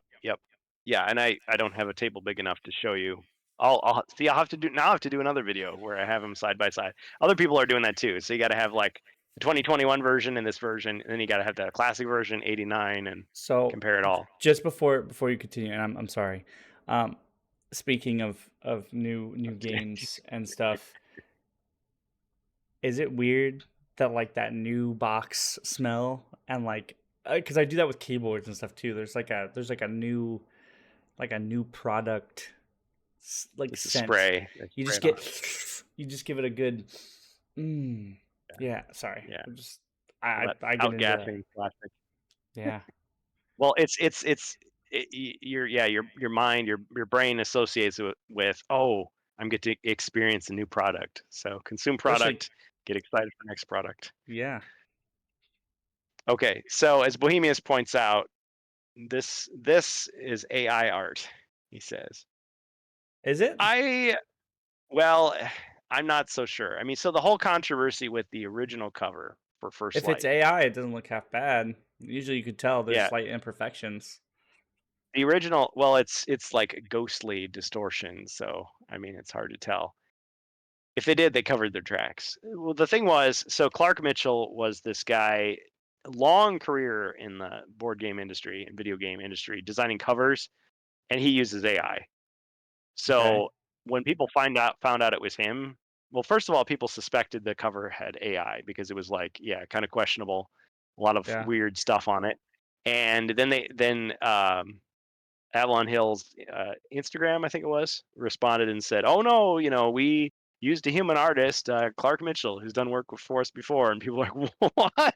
That guy?" And they just Oh, the rage and anger was increased because it was like he's got the villainous cover where it has like Cruella Deville with like six fingers in one hand or something. Just yeah. it really blatant. And it's like, okay, well, nobody actually proved that he used AI in the final product, but there's a lot of red flags. There's a lot of smoke. Maybe there's fire. So, but one of the things that he did with that cover, and we covered it, is that, pun intended, was that a lot of it was not necessarily AI, but just copy paste. So he took like the picture of the wizard from one of the other HeroQuest covers and like stretched his face out and tried to like make it look like he was standing in a different pose a little bit, and he like took the shield that the elf was holding and put it in the hands of like another character, and just stuff like that. Like he made the barbarian sword look like it was longer, but it was just, you could tell that he just like used the cloning tool to like make it in two places. So Right. it's just really cheap looking. But anyway, one of those images kind of looks like that. It kind of looks like they took the wizard picture and then just did whatever this distortion was on it. So just But I mean, playing some devil's advocate here though. For small things like this, I mean, is the rest is natural artwork, right? yeah, that's what they So claim. Nobody's found any weird. if the rest is Uh, natural artwork and just the ghost, if it like let's say he used AI for the ghosts, like I mhm. don't know, just to give it like a base, that in my opinion Well, wouldn't be too bad. As if like he just allowed AI to like he just relied on a prompt. Like he gave it like a baseline for HeroQuest, or give it a prompt like wizard and ghosts, and like it like gave me him something, and then he just modified that into what you see now.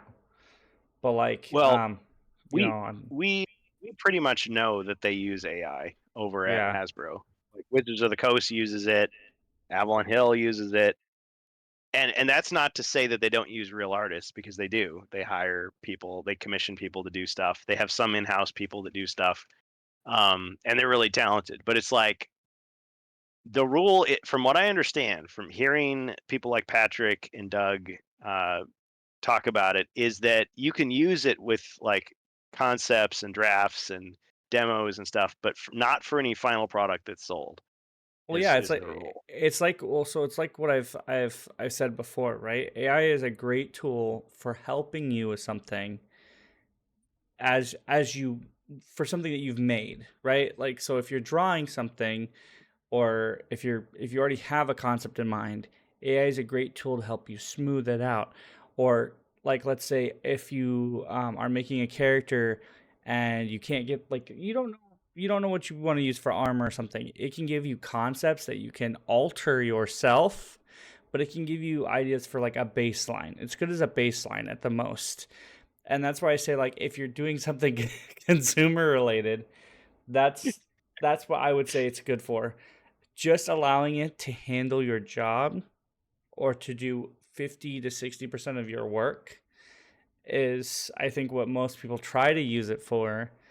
Um, and we haven't, hopefully, I don't think, hopefully we don't get there, but like, I think a lot of people try to use it for that and they get in trouble.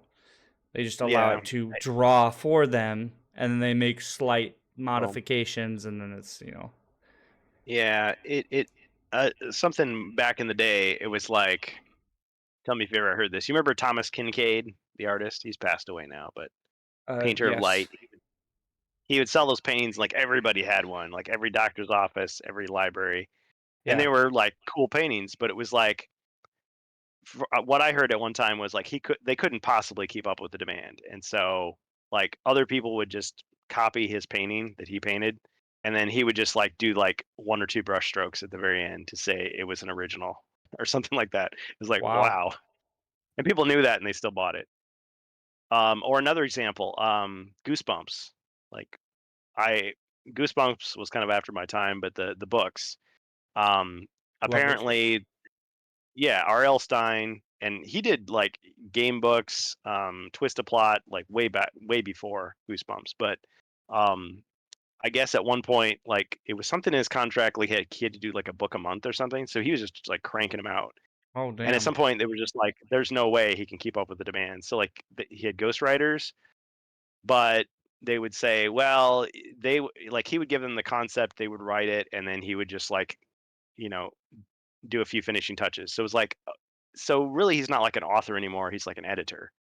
But it was so popular and so big. It's just, but yeah, it kind of like blows your mind because you're like, oh, you want to know that this author did it all himself, and really, it's just a brand now. It's not even the original thing. So kind of disillusioning, I guess. Yeah, And then they you're fought about buying the buying money the and idea, not yeah, the yeah, work. yeah. So anyway, but yeah, so back to First Light. But anyway, they claim to have purged the stuff, but they might have missed some stuff. I don't know. I just get the feeling that he kind of handed something in and they didn't really bother to check it well enough. Rob says, I'm not sure the laws exactly, but I know you can't own things AI make. We were just having this discussion, Ah, Kurgan. oh man, that's like another episode. Well, let We were me just get into having this this and we discussion. can talk more about it. So I feel like with First Light, they kind of went back to the drawing board in the sense that they kept the HeroQuest rules pretty much as they are. I mean, there's little minute differences here and there, but they basically took the regular game and it's almost like they just fed it through like a marketing team and said, okay, how would you present this to someone who has no clue about fantasy tabletop games, who wasn't born in the 90s, who knows nothing about this stuff? And it's like, okay, well, we'll just kind of rearrange everything. We'll explain stuff. We won't leave anything to chance, anything to the imagination. We'll pare it all down. We'll use lots of like charts and graphs and colorful pictures to explain it. So they do a little bit more to explain the game to you, the basic game. So I kind of like that. I mean, we don't need it, but someone who's just coming in fresh, of course, they won't know that from the box, other than, oh, okay, it says everything I need. So I guess I'll take that at face value. So we got the character sheet, and look how small this is. Like, it's not very many. So I think they really do expect you to buy the big box because, I mean, that'll get you through the 10 quests, but that's about it. Unless you start photocopying, which of course, you can go to Hasbro Consumer Care and you can print these off by the dozen if you want. I But think you got that'd be your a good character idea. sheet. I mean, nothing's changed here. I mean, with my classic set, I don't tear them off anymore. I just print them. Because yeah, I mean, it's like a lot of people will just play the 14 quests and then they're done. But with this, just like with the old game, you keep you make your own, or you can buy expansions. So there's the quest book, and of course they heavily advertise this companion app, which was recently updated to 5.0. So the First Light quests are in there. Jungles of Delthrak is in there. So they are officially caught up with all the expansions you can buy, except they don't have some of the alternate artwork. So there's different versions of the same heroes. So there's like 3 different druids, but in the app you only get 1 druid. But I mean, they all have the same mechanics, so it's just like, okay, just use your imagination. There's one quest that Stephen Baker wrote that's not in there. It's called Rogar's Hall, and I thought, why didn't they put it in there? Because guess who wrote these? Stephen Baker. So it's like they put this stuff in. They put Prophecy of Teller in, but why not Rogar's Hall? Like, is he embarrassed about it? I mean, I gave him a hard time about it, but still, I feel like for completeness, it should be in there. But I know that Jungles of Delthrak was a very complicated quest expansion. It had 16 adventures, and it's like, okay, if you take a different path, you get a different ending. So what they ended up doing is, and I'll show it to you later here, is you just pick the one that you want. So it's like, okay, we completed them in this order, so let's go to conclusion C, and then there it is. Bohemia says now it's stated in the rulebook that you can role playing if you want to. Oh, interesting. See, I have not read these cover to cover. I've definitely skimmed through them many times. They put these QR codes everywhere too. So that'll again take you to the companion app. What does the app do? It basically simulates Zargon. Poorly, I would say, but it does it.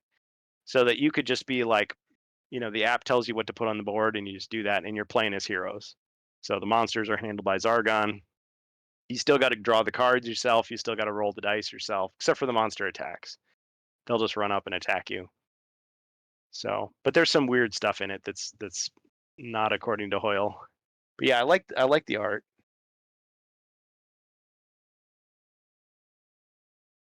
And people always try to guess, who are the models for these characters? Which Avalon Hill employee is that? But He's a no one night will admit elf to it. mohawk.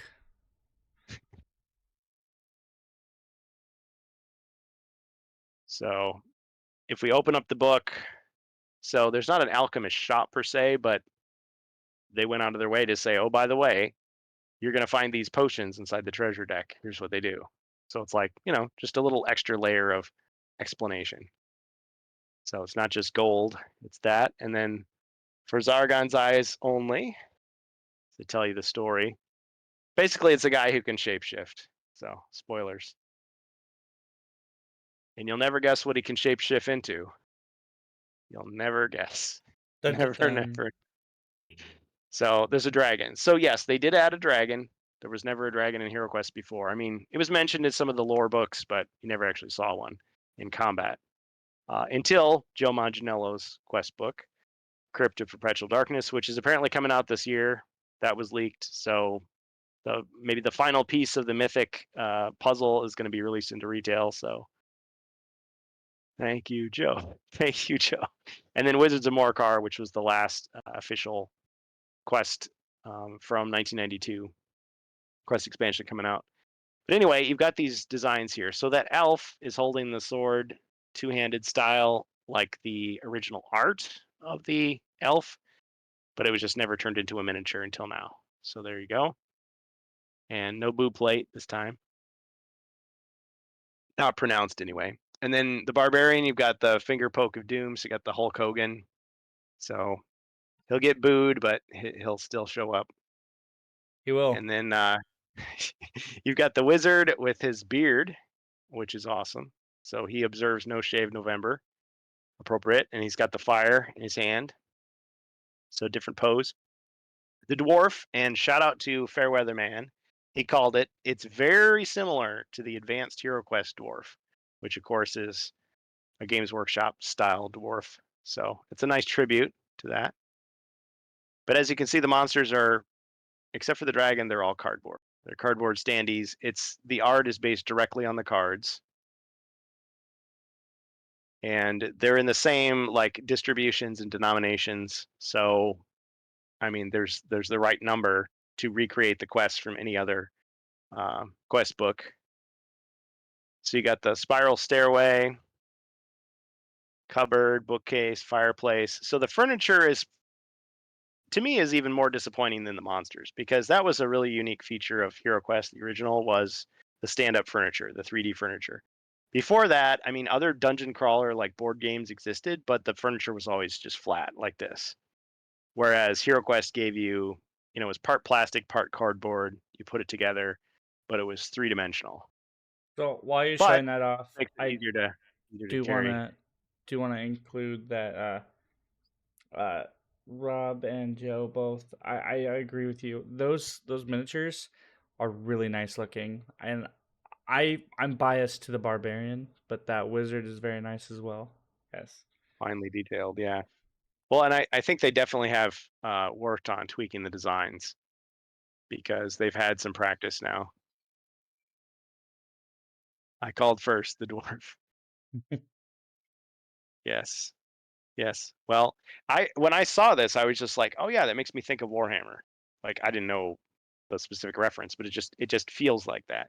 But then, yeah, you look at Advanced HeroQuest, which of course is directly based on Warhammer. Well, I mean, the original HeroQuest, it was Games Workshop and Milton Bradley together, so it had Warhammer influences. But yeah, now you're pretty much there without crossing the line, legally speaking. So here you've got actually they did insert some new things. So you've got blessings and curses. So this is kind of cool. Um, if you use the blessing that you got, you can either re-roll all your dice, or you can lay out a room without opening the door. So it's kind of a neat little perk. How do you get those curses and blessings in the game? Well, you'll have to find out. But yeah, the curse is kind of cool because it lets Zargon just activate it. So once per quest, he can take the token from you and force you to re-roll dice in a roll. So he ruins your perfect roll.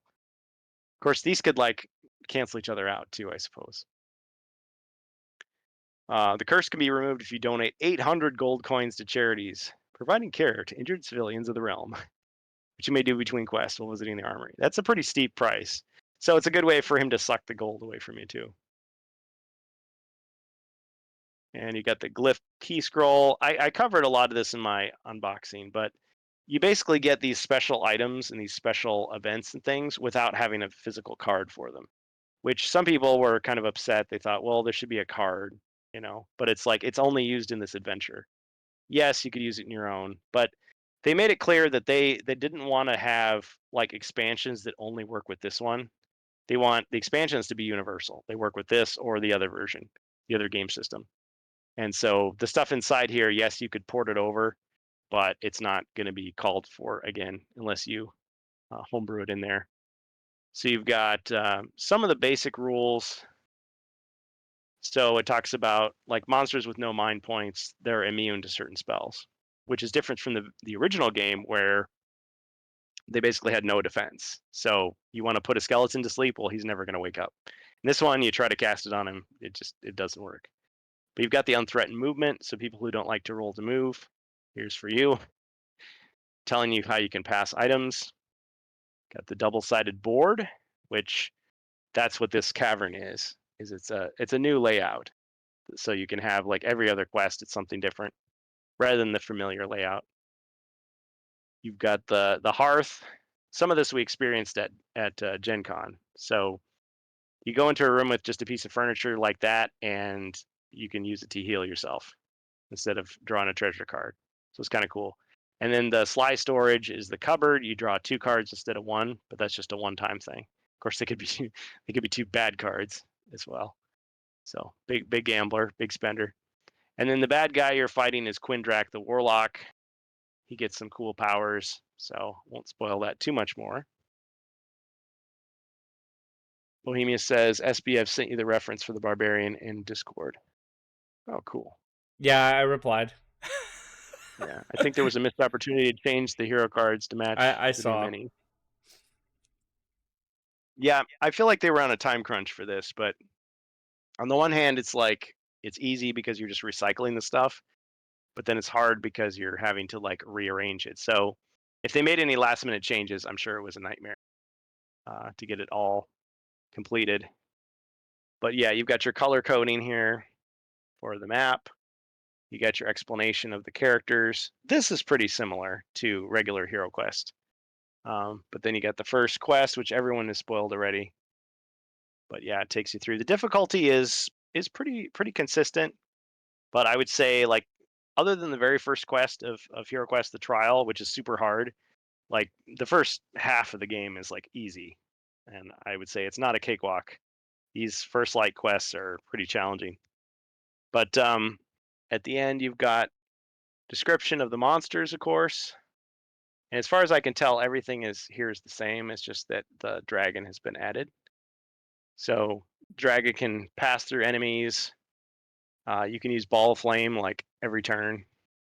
So it's pretty tough monster. It's stronger than Joe's dragon. And then of course you've got the adventure design kit. You've got your blank maps. So permission to photocopy and print. And you got all the symbols, which I don't know anybody who actually cuts these out and like glues them to the map. I mean, you could do it digitally, or you could just, this tells you, okay, just sketch it here. But this is the cavern layout, and this is the regular, be like that, or depending on how you're looking at it. Still no Dread Sorcerer card. Yeah, there's no new cards in here except for the dragon. So we got the First Light rulebook, and this finish it's kind of shiny, kind of glossy, but I think it's a little more matte than the previous version, which I like because I don't want to feel like, oh man, my sweaty hands are going to just destroy this as I'm flipping through. Yeah, HQuest builder for sure. So I've leafed through this on my own channel, but I just want to show you just a few key highlights. Been here before. There are no rule changes from the 2021 HeroQuest game system. However, First Light includes 10 new quests, dragon miniature and game card. The dwarf's starting weapon is a hand axe, because he always had a short sword just like the elf. 4 unique hero miniatures, double-sided game board with differentiated layout. I like the So we bold. don't need No changes. no changes. It's like, yeah, but actually, yeah, you could say there's small things, but yeah, and it also is interesting to me if somebody started with this, if someone starts out playing First Light, you got the dragon scales on the front, and this is HeroQuest to them. This is the nostalgic HeroQuest they grow up with, and then at some point they go and play the regular game system, and they're like, whoa, the spells are more powerful. There's more quests. Some of them are easier, some of them are harder. There's different plot lines and things. Because story-wise, lore-wise, they're happening at the same time. So I guess this is a different party of heroes than the first one. How's the binding? Yeah. Champ This asked is how the binding is. it's like hand stitched or machine stitched. It's actually thread. So back in the day, it was just like 2 staples, And and after 30 years, they get lifted. Bohemia says go page 0. Page 0. All right. Lend me your ears, brave adventurers. Oh, that's not how he talks. For I am Mentor, guardian of Lortholm, and your faithful guide on the treacherous and rewarding path ahead. We called the Dog Indiana. Yep. So we got the storyline. Storyline's the same. I mean, he talks about the 4 legendary heroes: Rogar, Durgan, Ladril, and Telor. Let me tell you saved a the realm. story. Junior, 3 listen. heroes. 3 heroes went one direction. The 4th hero went off by himself to find the treasure. Go he was get me killed my tragically. cane. Want my cane? I'm going to beat you with it until you get some sense. And Yeah, take your so- Humvee. Just borrowing Just borrow your Humvee. Yeah, so Sean Connery as Mentor. Yeah, It's good stuff. But yeah, I mean, the nice thing is it preserves the spirit of HeroQuest, even though there's, all this stylistic stuff. Is it weird that I'm following along with my turn to page 2 of your No, for all you at First home who Light has a rulebook? first light copy or have a box, go ahead, Yeah. follow along. Open it up with us. Come on, enjoy We'll have yourself. a community reading. Yeah. Yeah. Playing as Zargon? Sit behind the GM screen. You alone will have access to the quest book. I will tell you to read information out loud to the players and keep it to yourself. You alone will know where the monsters' secret doors, treasures, traps are located according to the quest maps. And you also got to watch out because people have access to the internet, so no phones allowed at the table. And if you detect that someone is actually reading along, you need to remix it. Throw some more monsters at them. That'll get them. That is page 2. Yeah, Don't I'm not forget going to go through to every single page. don't forget to laugh maniacally, by the way. Oh, oh, oh. Yeah, so this is a very modern game thing to do. It's like, okay, this is what the game looks like when you've laid it Very all well out. put together, though. I mean, Yeah, for somebody the who's pile just has now to look hopping in, exactly like that. this would be nice to have. And like I said, if you're on a budget, Mhm. if you're on it, if you're on a budget, this is still pretty nice. There's still a lot of work put in here to help people along and teach them how to play the Well, game. and so refreshing to see this. Look at this glorious board. I'm starting to sound like Bardic Broadcast, but I'm so used to, like, you see it and it's just like piles and piles of cards, like, and little tokens and stuff, and it's just like this just big pile of stuff. Whereas here it's just got this nice board and then everything's around it. Yeah, I it mean, works. like if you open it up and it's like, this is how your game should look like, and it looks like a trash fire, like all the crap's all over the place, and like you're doing it right. It looks like this. As long as you're having fun. So there you've got your heroes. The barbarian. He begins drunk and with the most powerful sword in the game. You know, pretty much. You know, so yeah. I mean, you could say, well, why didn't they change these? I mean, they could have changed the poses on the cards, I suppose. But I mean, the design of the characters. Well, the dwarf's axe is a little more proportional, and he's got a shield now. I guess it's not identical. The beard, it's grown. I was about to say he was nicely shaven in that card. It's got the little 5 o'clock shadow. Maybe. Yeah. Yeah, but anyway, it tells you how to fill out your character sheet, all this stuff. Note from Zargon to the heroes: I'm gonna kill you, because I'm gonna kill you. Here I go killing again. Killing everybody. Who goes first? Well, player to Zargon's left. Yeah, in the remake version, it's weird because Zargon sits over here, whereas I'm used to he sits down here. But whatever. This works for my table, so this is how I do it. Yeah, so it explains movement and everything. The all-important line of sight, who you can hit and who you can't. You need clear line of sight. So the dotted line, you can't hit him. Can't shoot through your friend. Yes, I can. I mean, I'm a good shot. Open doors. Stay.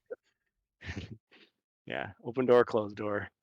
Clear line of sight, block line of sight. So what about furniture?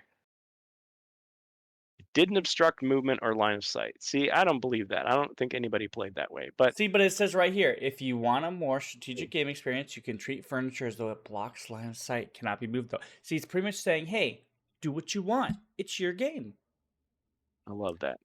And that's how it should be. So it's like, here are these strict rules. You got to fall. Well, unless you don't want to fall. Unless you don't want to follow. Thank you. Yeah, just make your own game. Yeah, the designers have said that repeatedly. Like, they love it when people make up their own stuff. This is just to inspire you. Nice little guideline. Yep. Yeah, there was, in the old game, they would just say see. You can see stuff, and then line of sight. Okay, is it the same thing? Is it different? It's like, now it's the same. Talks about casting spells, searching for traps. It's all here. Jumping traps. Look, Bohemius, Half the time my barbarian can see nothing. He has to be like right up in front of you because he's so drunk. that he sees double. He hits Yep. hard, but he has to be able to hit something first. So line of sight means nothing. He has to just be able to get in front of you first. So Yep. All the traps. See, the only thing it's missing are the little tabs, the little colored tabs, so that you can flip right to the spot. wrestling That'll be the next move, turn. jump off the Yeah. table. Yeah. See, Put the monster through the table. out of nowhere. Yep. Happens to the hero in a pit. Yeah. So it's familiar, but it's just presented in a nice, organized way to get your attention. Dead heroes. That's my favorite part. Just kidding. Only when I'm Zargon. Now here it was interesting, since these are cardboard standees, they refer to, the green monsters are the orc, goblin, abomination. The white monsters are the zombie, skeleton, and mummy. Gray monsters are the dread warrior and the gargoyle, because that would be the color of the plastics. So when they go to the actual game system, they'll be like, oh yeah, I'm familiar with that already. Trip to the armory. Selling excess items. So usually it wasn't until the expansions that they told you could actually do that, sell stuff back. I mean, a lot of us homebrewed it. We didn't even know it was an official rule, but they just tell you right here, yeah, you can sell it back for half price. Trying to get that that really cool item that you want to save up for. Unfinished quests. You don't find the artifact, we'll just make it a treasure in the next one. So already they're telling Zargon, improvise. Make it fun. If everybody failed, well, you got to get them to want to try it again, but it's not. I mean, the adventure's not the same. It's like it must go on. The barbarian gets killed, and a new drunk barbarian comes in with a big sword. So there you go. So here's what people came for. So when I did my unboxing, I forgot to record this part. Like, I don't know, I paused it and I didn't unpause it or something. So this is really smooth. There's no texture to this at all. But these are what the standees look like. So it's same image on both sides. So you got these, as opposed to, let me just grab an example here.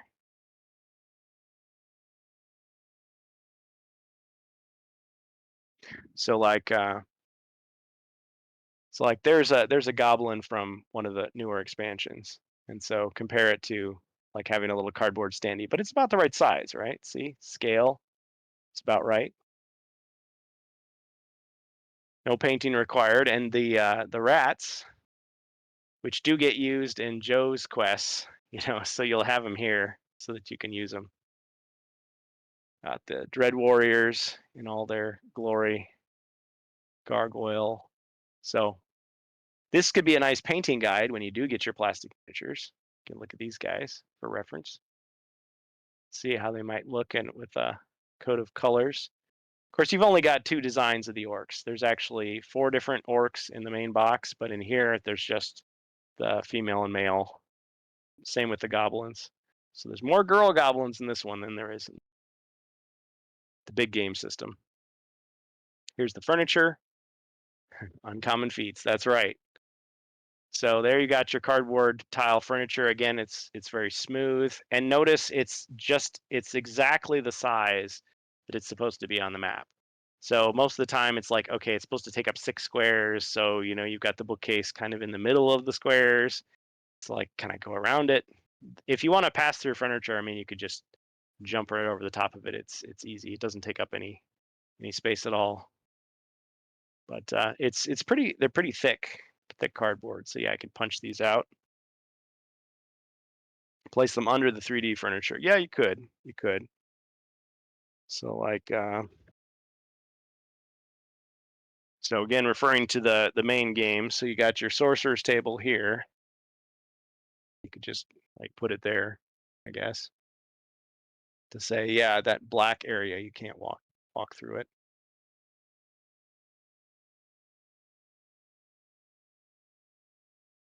And here are the doors. So the doors are like this black void now. So in the original HeroQuest, you would punch this black part out. So it was like a rim. And so, you'd close the board or close the box on top of it and it would bend. And so the doors are like messed up in a lot of sets that you buy nowadays. Here it's a solid piece. So it's kind of a black void, but you know, it works. Those are the doors. And the classic bases are the same size. So if you had the classic set, you could actually put those doors in if you wanted to. I mean, it's kind of pointless, but it can be done. There's the abominations and then the last bits of furniture. And here are the tiles. These tiles, these are thinner, but I mean, these are the same exact tiles, same size and everything. In fact, they might have just printed out the same sheet. I don't see any copyright notice on there, but these are the same tiles that are in the main game system. They got the linen finish.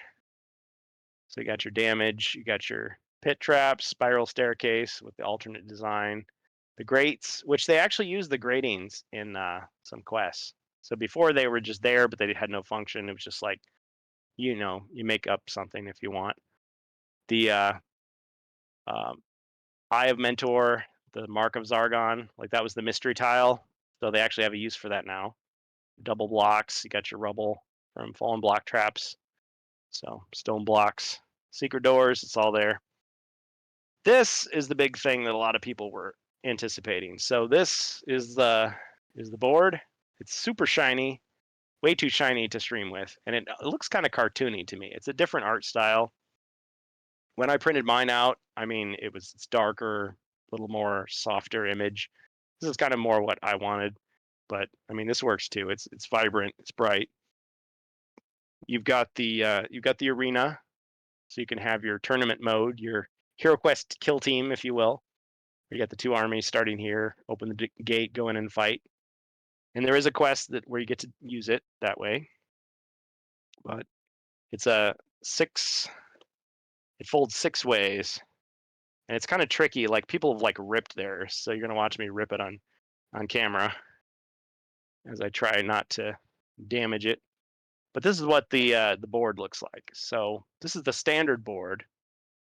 And it's got the exact same room layout and everything, same corridors, 19 by 26 squares, just like the regular game. So this is compatible with all the quests out there.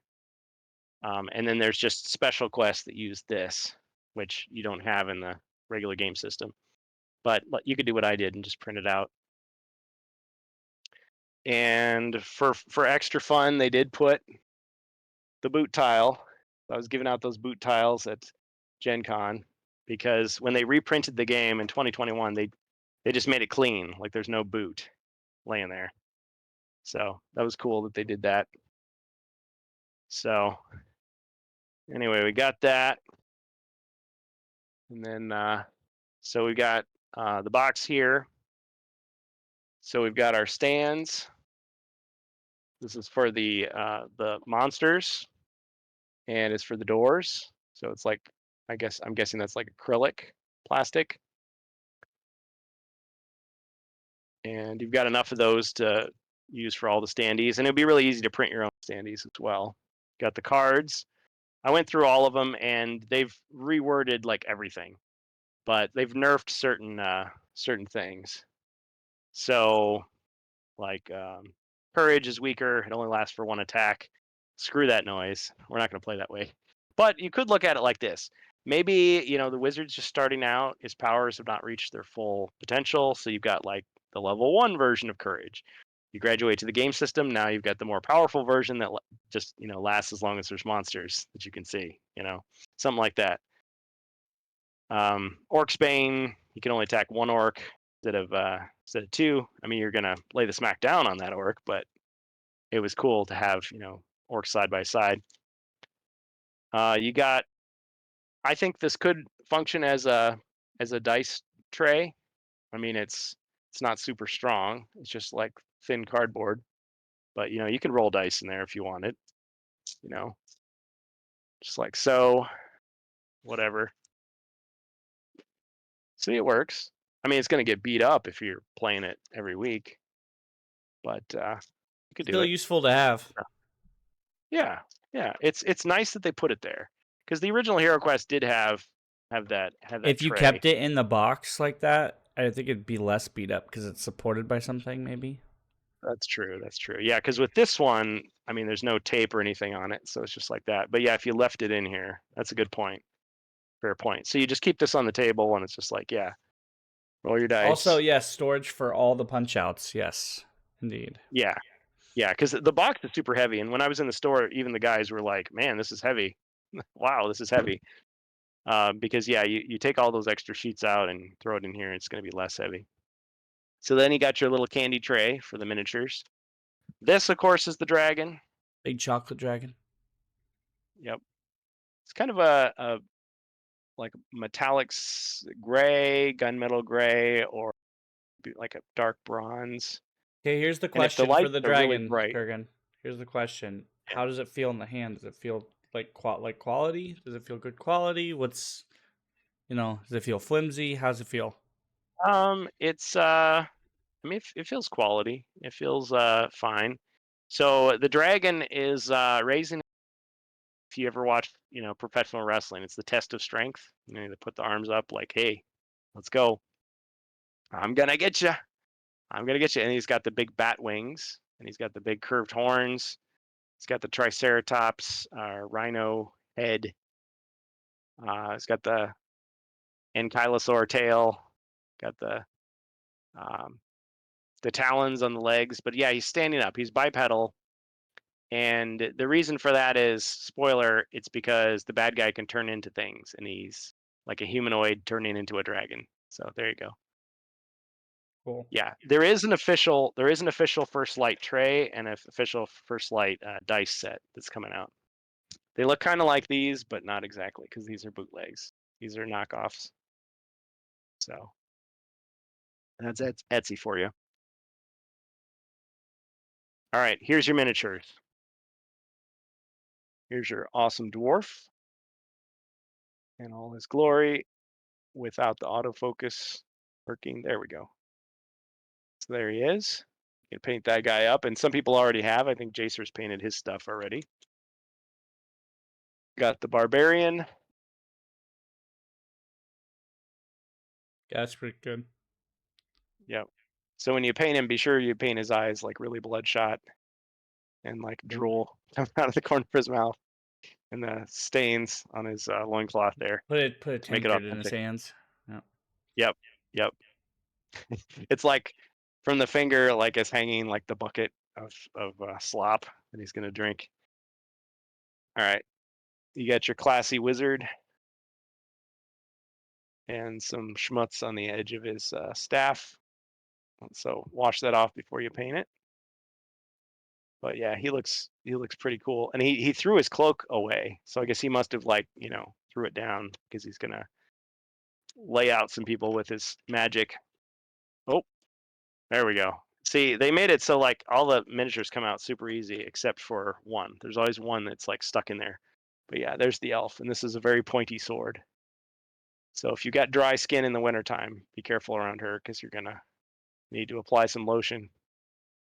But yeah, pretty cool looking. Jacer is in beast mode. Yes, he is. He doesn't have a gray pile of shame. He just like stuff. So send him your miniatures, paint it up. And then you got the dice. Wait a second, these aren't the right dice. Oh, got them. So I was complaining because there's no red dice in there. This is what the dice actually look like. These are the official dice. You had me for a minute. So I was like, wait, what? yeah. So we got the flag of Japan here. Snake eyes. Yep. So they gave us these, I think, kind of boring. I mean, yeah, it's different. It's different, okay? But it's to me, it's boring. So they could have given us this, but instead they gave us this. So I guess it's it's white with red pips instead of red with white pips. Like the bone color dice, the white not so much. Yeah. So these are kind of a bone color. You can see the contrast. These look cool. These are actually really well sculpted. Like compared to the dice that they gave us in like the Mythic box, the super deluxe special one, those designs were like all over the place. I wish I could show you a comparison, but look how sharp and clean the images are. I mean, Well they're done. almost perfect. Yeah. So they must have sorted through, I just picture huge piles of like No. Okay, there's a good one. Maybe lasered them in this time instead of like doing sculpting or crafting the dice. They added them lasered this time. Stamped it on. Yeah, because Yeah. it seemed like they just did them in a hurry. But yeah, these look really, really good, really high quality, and they're nice, high contrast, so you can easily tell what you rolled from across the board. So I'll show you some bootlegs. So somebody made some Etsy dice over on the right, bone colored, but you can see a real difference between the two. You know, these images, they're a little too crowded. You know, you can tell it's just a copy, whereas the real ones are extra fine.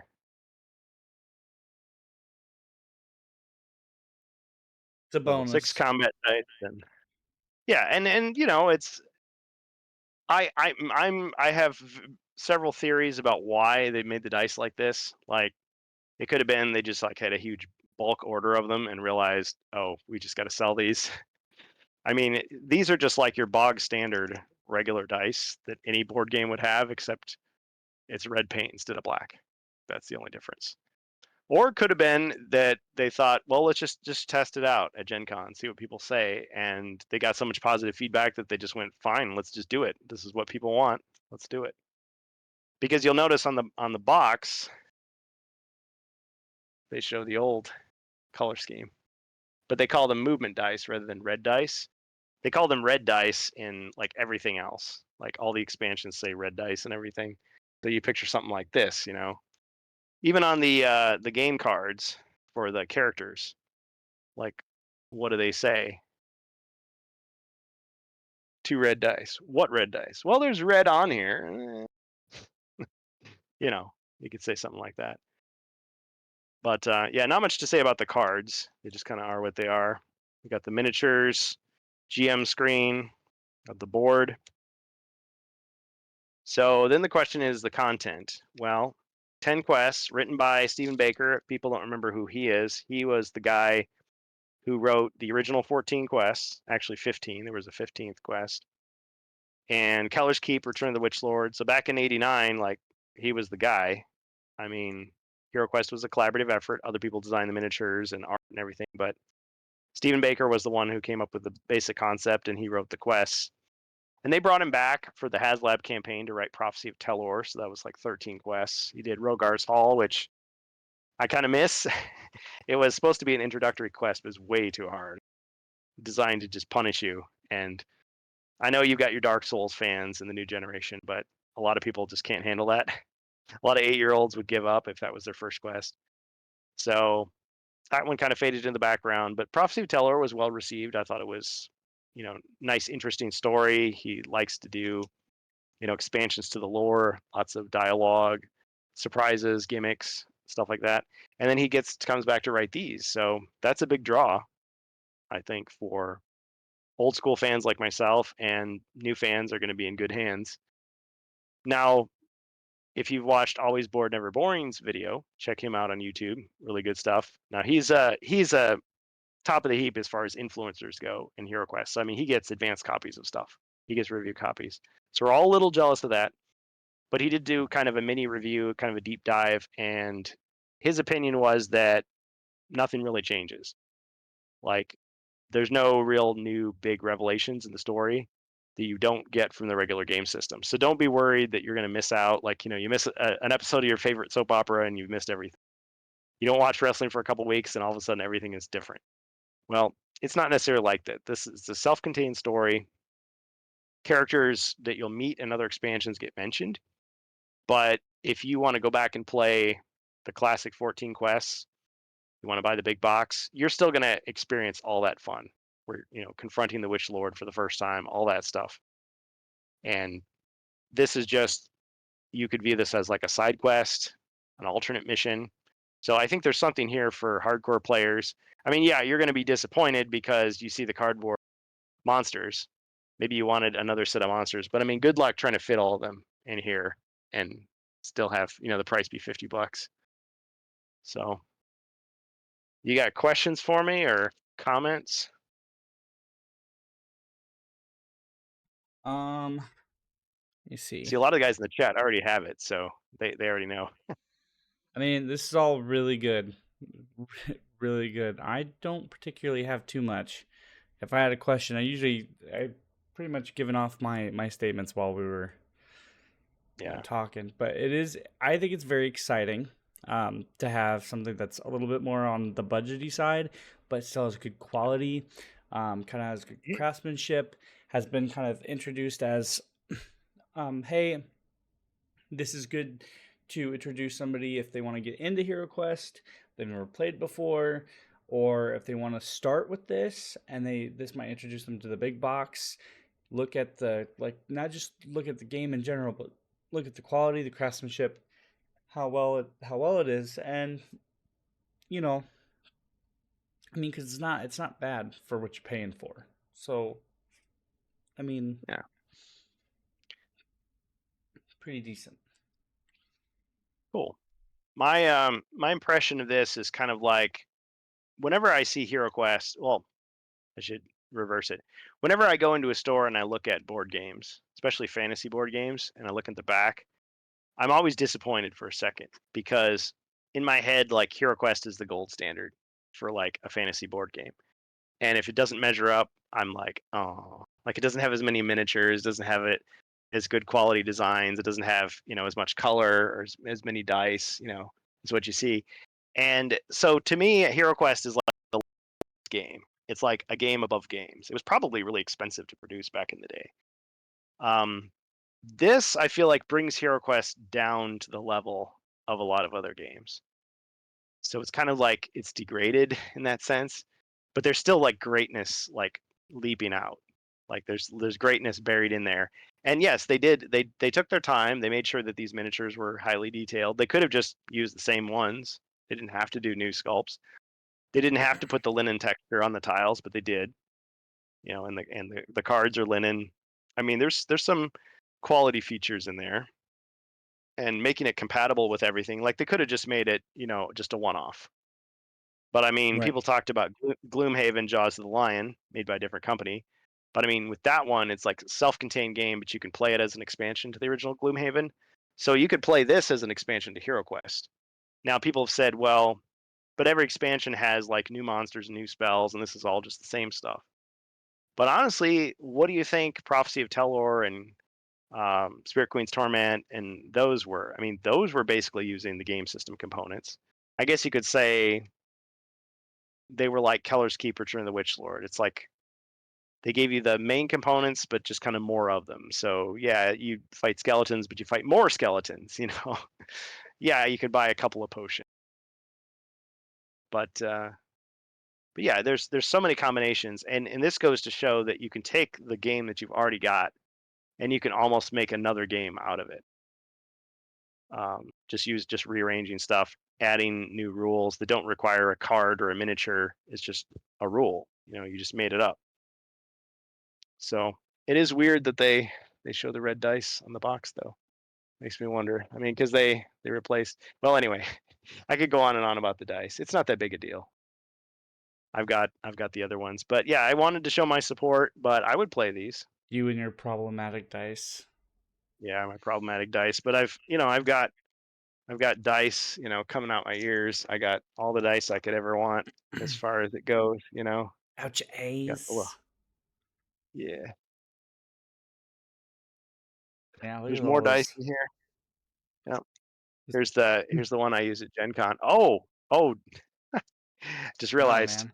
Okay, I've got my original dice for 2021. Here goes Let's compare them. the Kurgan Dice Expo. Yeah, 6 hours later. To anybody who's just Again. listening, we're comparing dice now. Yep. Dare to compare. That's why we got the mature rating. Try to fool everybody. Okay. So let's take a look at this versus the original. 9 out of 10 for me. What if there's Well, one out there with the what red are we dice? what are we See, comparing? okay, so these are the dice that came in the HasLab, the crowdfunded version, the $150 Yeah. box. Okay. These are the First Light dice, the $50. So this would be like the Mr. Beast video, $150, $50. So So as you can what are you see, trying to compare? Because they both look good. they both look good, but check this out. Okay. Notice anything different? Oh, okay, okay, I see. Some quality control issues. More And not every detail. Got it. not everyone's set was the same. So Yeah. Okay. like they just like rushed them off the assembly line as quickly as they could. Yeah, it's Oh my it's like god. yeah. So and it's not much better, but you could see the color difference too, you know. But I mean these are supposed to be bone colored. But yeah, there's some quality control issues for sure. And they're fine. I mean, you can tell what they're supposed to be, I was about to but say, it's just to me, they just look like they were crafted, or they were rushed off the floor. So because you yeah, can definitely see the imperfections everywhere. And I'm not just talking about the mouthless lions. I'm more saying like lots of uneven yeah, parts, so they're not perfect copies of each other. I feel like right, these ones were lasered. So, and sometimes that is a cheaper method, or they could be printed. Who knows? yeah. Well, and I'm sure there's probably somebody at the corporate office who thought, yeah, HeroQuest is just going to be a one-off thing. You know, we'll sell these, and half the people won't even open the box because it's just a collector's item. But then Indeed. Avalon Hill was like, no, it's going to retail. So the subsequent releases of HeroQuest have The new people have guy is posted the corporate asshole that Yep. said, just don't worry about it. Yeah, just faster, more intense. Yeah, yeah, but yeah, they have improved the quality from release to release. So I mean, they take pride in their work, and it's just a matter of like that they're allowed to shine. So I hope that the people check this out. I hope they check it out and give it a chance. And because I don't, I mean, I I'm just a fan like you guys. I buy the stuff out of my own pocket. I don't get free stuff. I mean, fans send me free stuff. Hasbro doesn't send me free stuff, and I'm not complaining. I like to have that objectivity. You know, I can still complain about stuff no matter what. But yeah, I mean, people out there. I think a lot of people would enjoy HeroQuest if they just gave it a chance, and this will give them another chance to try it out. You know, what have Cool. you got to lose? $50, and I'm sure So, there'll be sales and stuff. so before we move anywhere else, is there anything else we've got on the First Light box before we go take a break? Well, I do have the companion app, but I mean, we can do that after the break if you want. Yeah, If probably. you haven't had enough HeroQuest. I need Yeah, coffee. Mostly because I trade need coffee. But needs coffee, ladies and gentlemen. I'm cool. I'm cool with the companion app. Let me take the companion app. Yeah, Let's companion app it up. But yeah, these are wow. so the only these are real. The rest are bootlegs. These are from Etsy. So Put your dice away, yeah, Kurgan. You're showing off too yeah. much your dice. Well, some of Starting these to are get dirty in yours. here. I'm gonna give Mine. you Oh. yeah. You asked me for some, so I got you Oh, I some. did. I was like, Yeah. because I like to collect dice, certain Oh dice, man. and I'm like, man, Yep. I like the color of those dice. See, I'm not like down in the detail where I'm all like, you have to pull out the magnifying glass like you're looking at diamonds and looking at the dice, going, Oh man. When I was at Gen Con, see it sounds like I'm bragging, but there was a guy we were playing Yawning Portal, which is like this D&D in a box game. And the guy to my right, like he had just like he must have had like stacks of like boxes of dice because whenever it's his turn to roll his dice, it was a different set. Like and it was, crystals or marble or it's like gold. currency. I swear, Yeah, it's yeah. like I want to say there were ones that had like little skulls inside them. It was just like, yeah, every time he rolled, it was like a new thing. So he was flexing, and I currency. I, I gave him what he wanted. I said, that's a really cool dice set. You know, Yeah, you, yeah, you are you a stroked his god ego, among men. his Yep, long ego. Yep, I definitely did. Yeah. I mean, wait a minute. it's a Yeah, long dice set. yeah. Oh yeah. All right. Well, I'm gonna grab some coffee before the Sandman tries to kick in early. Um, we'll All take a right. quick break, More and to we come will. on the That's Rantcast. right. We'll be right back after this short break. So Oh don't go yeah, away. you can get these at Dollar Tree. Oh, the dice Pretty trays? good dice. Yeah, this is a good dice tray right here. Yeah, it's like $1. Like foam. Is it foam? It's plastic that's just had felt just like glued to it. Oh, okay. Okay. Yeah. Dollar Tree for $1. Get it for $1. Yep. Dollar. No holla.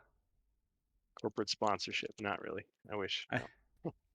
But yeah, your dollar store, you can get a lot of cool stuff and adapt it to your gaming table pretty easily. Pretty nice. Pretty nifty. All right, more to come. Be right back. RantCast podcast.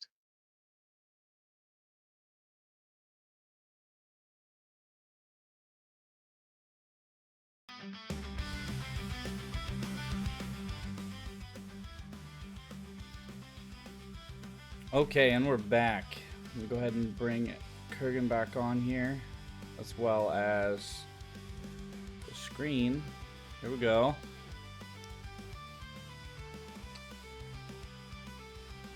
And I'm going to mute myself. There we go. And we're back. Cast. No work? No. You're still gonna. You have to keep working on that decibel level, brother.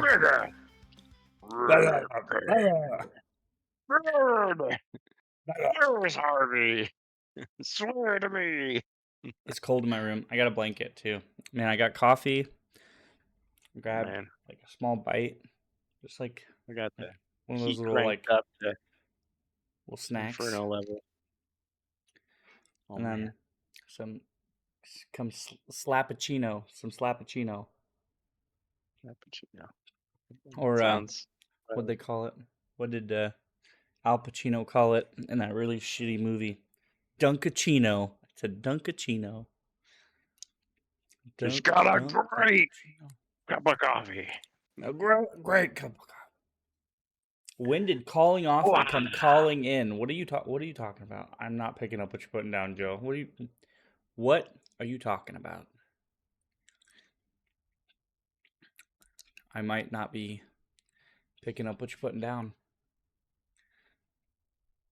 But while we're waiting on that response, you just wanted to talk about the companion app?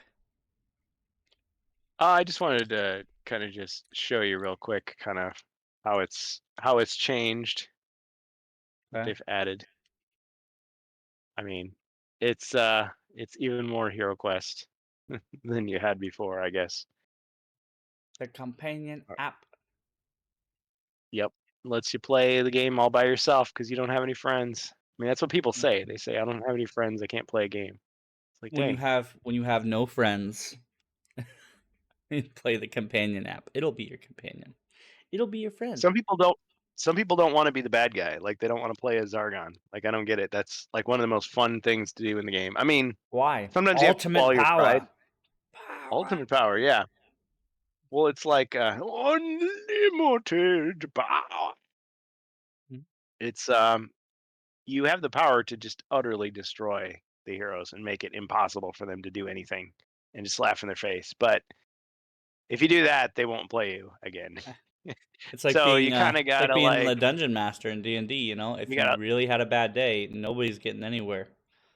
Yeah, rocks fall, everyone dies. But I mean, you gotta like lead them down the path, and you gotta play the long game because it's like, I'll just torture them for 14 quests. You can do it. You get your Play kicks that long in, con? like, oh, I killed him. But oh well, he there was a way that they could save him. Yeah, but then I get to kill him again. Yeah, play the long con. Long con. That's right. That's exactly what we're talking about here. All right. So let me share my screen again. Yeah, because I need to pop it back out so I can Yep. do the thing with the stuff. Boom. I mean, you've seen it. You've played it with us. Yeah, I've You can actually contributed. Mm-hmm. So once again, for everybody who's just tuning in, not watching the Rantcast, but anybody who's maybe tuning in on Spotify or listening on YouTube or just listening in on the VOD right now or listening in on the stream right now, we are taking a look at the HeroQuest companion app. So Kurgan's going to break down a couple things about that right now. It's basically a mobile game. So you got this big picture of, is it Zargon? Is it Mentor? You decide. But you pick a quest. Well, what was he talking about? Wasn't that what you were talking about? Someone not showing up to work? No, but I've never called it. I've never called it calling off. I've always called it calling into work. But nobody. Are you talking about my job? Nobody called it at my job. I don't think so. Did I mention something like that? Man, my brain is cooked, brother. So if I mentioned it, I've already forgotten. Jelly of the Month Club. Yep. So what you're seeing here, this image of this old man here, that's what the old that's what the 2021 GM screen looked like. So I guess you could say he looks a little more friendly, a little more wizardly, without the crazy fire. What are you guys even getting into over there? I'm so sorry, Kurgan. So I'm reading the chat, and because of the break, I totally did not understand what Joe was talking about, and he was referring to the chat above because he was talking about you two were going to throw down. It's like, no, Rob was talking. in? Rob was talking about you calling into work. It's like somebody called in that day, training the new guy, and I I had already responded to that before the break. I didn't. No, I didn't get it either.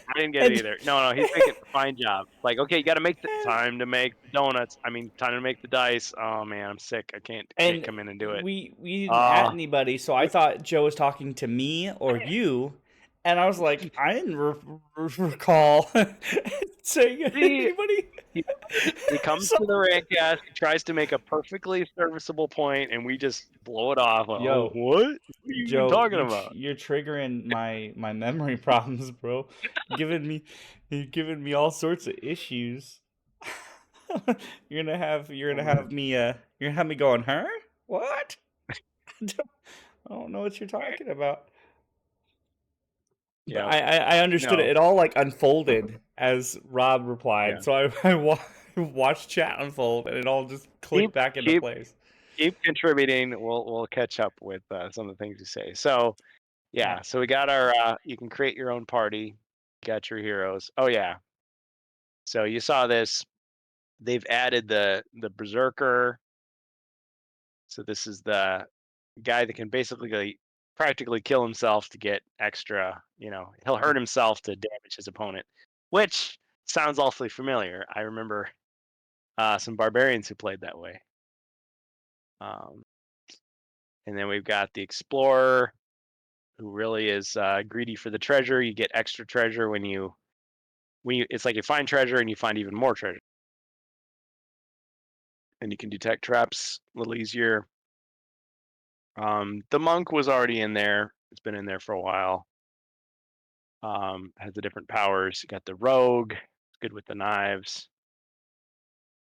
Of course, the warlock, the bard, and the druid have been in there, but I mean, you don't get the new designs for them yet. And then, of course, the knight. So basically, all your heroes are represented, but you only get 4 of them. But there is a little trick that I learned. So I'll show you. Just delete the party. Okay, so let's say we want to play First Light. So you got First Light here. You got Game System, Calor's Keep, Return of the Witch Lord, Frozen Horror, Mage of the Mirror, Rise of the Dread Moon. You got Against the Ogre Horde, Jungles of Delthrak. This is the one they just added. Spirit Queen's Torment, Prophecy of Telor. So you don't have to own any of these. You can just what's that on the bottom? Pulse exclusive. What are these Pulse exclusives? Well, these are, I know it's a little deceptive because you're like, wait a minute, this is only on Pulse? Well, sort of. So these are the digital quests that they release for free. So this is when we first heard the name Doug Hopkins. So he wrote New Beginnings, Forsaken Tunnels of Zorzel, Into the Northlands. We don't know who wrote That's the prequel to Rise of the Dreadmoon. But I mean, you could sample basically the game system, Keller's Keep, Frozen Horror, and Rise of the Dreadmoon by playing these. But Okay. they're in the app too, so you can play them without Zargon. So the thing about it is, if you were all controlling heroes and one person was just like opening the quest book to follow along, it's like you would know the stuff already. You know what monsters are coming. You know what surprises are coming. The app lets you preserve those surprises from yourself because you're not, it's just telling you put these things out. Okay, you go around the corner, put these things out. So it's a good thing. But let's say you want to play some First Light. And let's say you want to just go into Quest 6, let's say. Spoilers. So you got your Fog of War. I've muted the voices because they're kind of over the top. But look at this. You're in the cavern board now. So it's a new board. Really loud sound effects. I don't know how loud those are on your thing, but I can't you hear got the him. blessing. Okay. Got the curses. Nobody's cursed. Looking for the Ring of Return. Yeah, fine. Carry the glyph. Okay. Doing all So this stuff. for our people at home, can we describe what we're doing here? Yes. So what you can see before you is a grid that represents the game board in digital format. So the idea is one person sitting at the table with like a tablet or a phone, or it could even be on a computer screen, and it's showing you where you put the tiles down. And it's showing little icons that represent the heroes. So you got little medallions with the face on them, and you can actually click and drag those medallions around to move. Like you just move the berserker inside the corridor. So So then on the physical digital board, you HeroQuest move then, the right? piece. Yeah, it's digital HeroQuest. You could actually play it here. You just need some dice and some cards. But the idea is you've got the physical board in companion with this. So you're laying out the furniture as you see it on the screen. You're moving the characters. So I think it's a little slower way to play because you're doing that. Whereas with Zargon, he already knows. So he's putting stuff out like as soon as he sees it. I mean, as quick as he can. So just for shits and giggles here, let me entertain a thought. If I had like a ginormous iPad, right, and I downloaded this app, and me and a buddy of mine, let's say you, Hmm. we were like, let's say we were like 8 years old again, right, and we were using our Yay. mom's iPad, and we downloaded this app, and we Mom made wanted just to, stovetop. Glide you we over. just wanted to play HeroQuest, and our my mom was like, it's too expensive, I'm not buying you the board game. Can we play this? Is Yeah, it it's feasible free. just to play this? Okay. Hmm. The thing is, though, if let's say I want to attack a monster. Okay, so I'm going to go in the room, moving the barbarian into the room, and we'll just trigger Zargon's turn. So the orc moves up. He rolls his. Oh. Oh, okay. So it rolls for you. Okay, got it. But now I got to roll my defense, so I need some dice to respond, So right? you don't just use any dice. You have to get the HeroQuest dice, though. Yeah, I mean, you could simulate them with regular dice. You could say maybe 1, 2, and 3 are skulls, 4 and 5 are white shields, and 6 is a black shield. So Um, just to be descriptive go on here, Etsy. Yeah. what we're saying is like the game pretty much simulates the game board a little bit. You're still gonna require, like you said before, cards, maybe some dice if you want the full experience. But this is another decent way to play. Like, and I know this is probably where you're going, but this is another decent way to provide yourself with a budget HeroQuest experience, or if somebody was a little bit more, I don't know, reserved on buying the game, you could, say, here you go, let me pull down like my iPad or something. I mean, you can play a game of HeroQuest. The computer's gonna play Zargon, and like, I'll grab some cards, some dice. You know, Hmm. now granted, I would still recommend the board, you know, but like it's a good it's a good I call it the elevator ride pitch, right? In most Hmm. businesses, especially the corporate world, most of your pitches are no longer than an elevator ride, which I heavily disagree with, but that's the way it is. So Yeah. it's a very short and effective way to show your audience and somebody who might be interested in something like this, um, like a a good way to play it, and I'm very impressed that it's free. Now we did do a couple quests like this, right? Yeah. There's no Okay. ads. They do mine your data for user statistics. So check Oh. this out. You don't have any cards? Well, until such time as they decide to take the site down. Go to yield in, go to North American, United States, game system, Oh shit, man. Also, is treasure, treasure the deck. the dice algorithm you use for your games, is that who Oh made yeah. that again? That was Ribby, right? Was that? Oh, dddice.com. Well, I guess this doesn't do it either because you still have to download the dice that Ribby's created. Oh, Um, okay, okay. you still gotta do all that. So These are good yeah, there links to are put in for later. yeah, Like, there are virtual uh, there's virtual dice rollers out there. okay. But yeah, you gotta watch out for spam and scams and all that. But yeah, if you can get a set of the dice, I mean, there's people on Etsy that sell HeroQuest style dice. I mean, I showed you some of them already. Um, some of them are overpriced, some of them are decently priced. But yeah, if you eventually you want to get the game, but this lets you sample. I mean, you could just say, "Oh yeah, I won the or whatever," or you could subtract some body points. But yeah, this is basically it. So all the monsters get to move, do their thing. They growl at you. They roll their dice.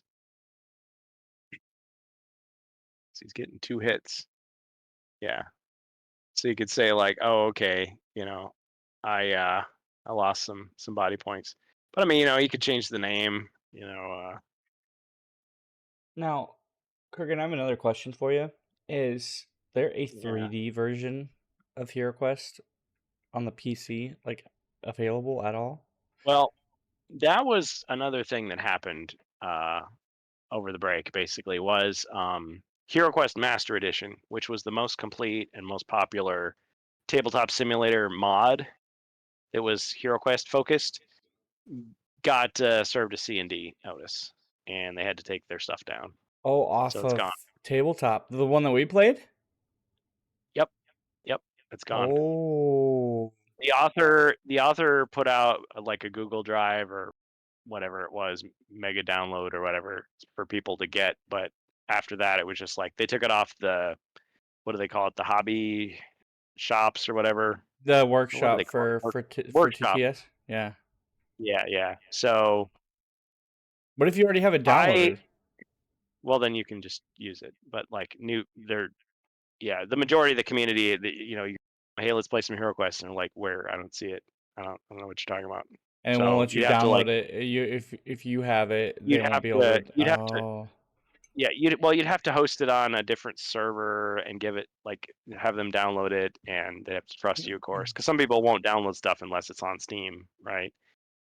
yeah. I mean, So it does yeah, you take. do I all guess that. it does take away from like because there's a companion app. I was more talking about something similar to like I know that's a board game, but have they ever attempted like a 3D like actual like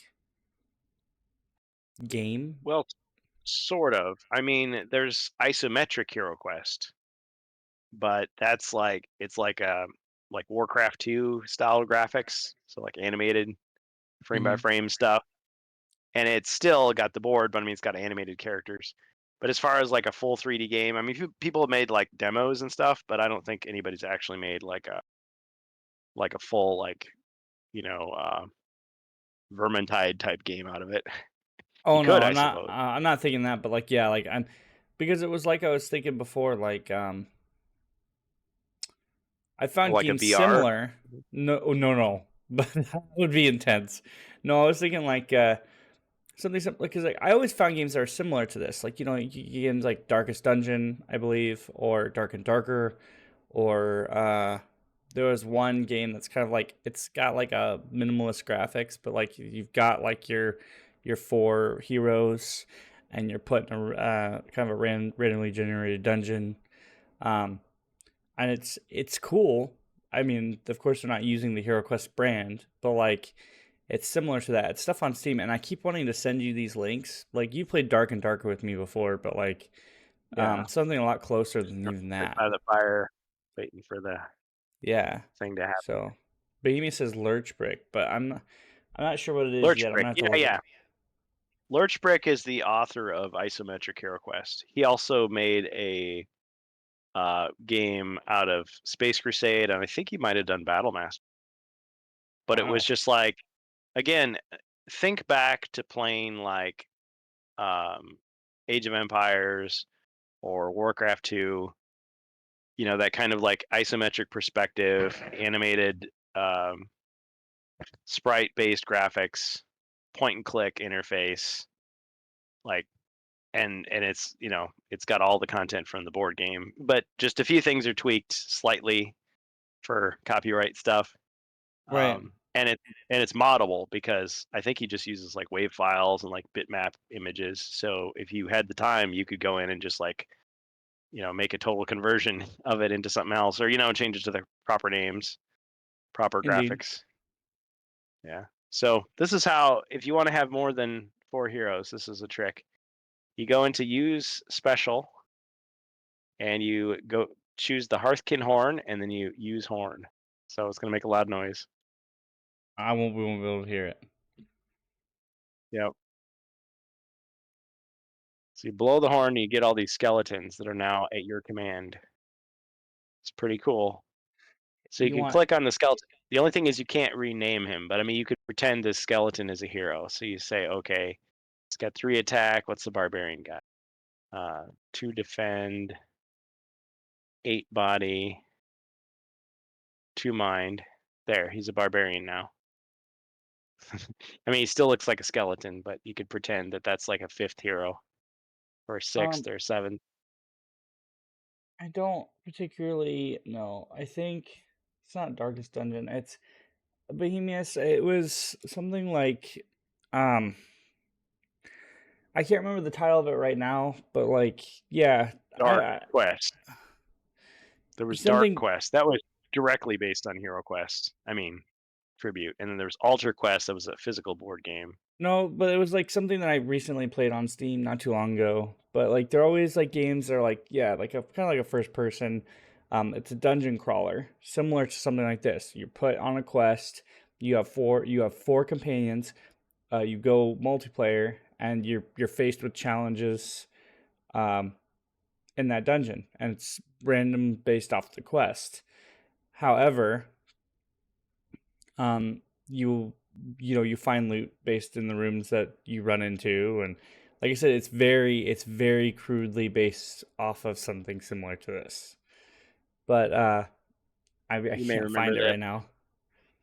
Xanon Pass, the place of many deaths. This is where Oh so yeah. many barbarians died before we finally were just like, let's just get some Guardian Knights in here. Let's have it a group quest.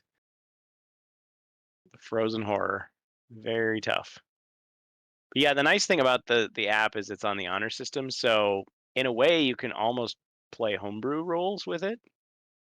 And if something screws up, you can kind of like work your way around it. So you can always use special, and you've got alchemy, you've got artifacts, equipment, treasure. So you can,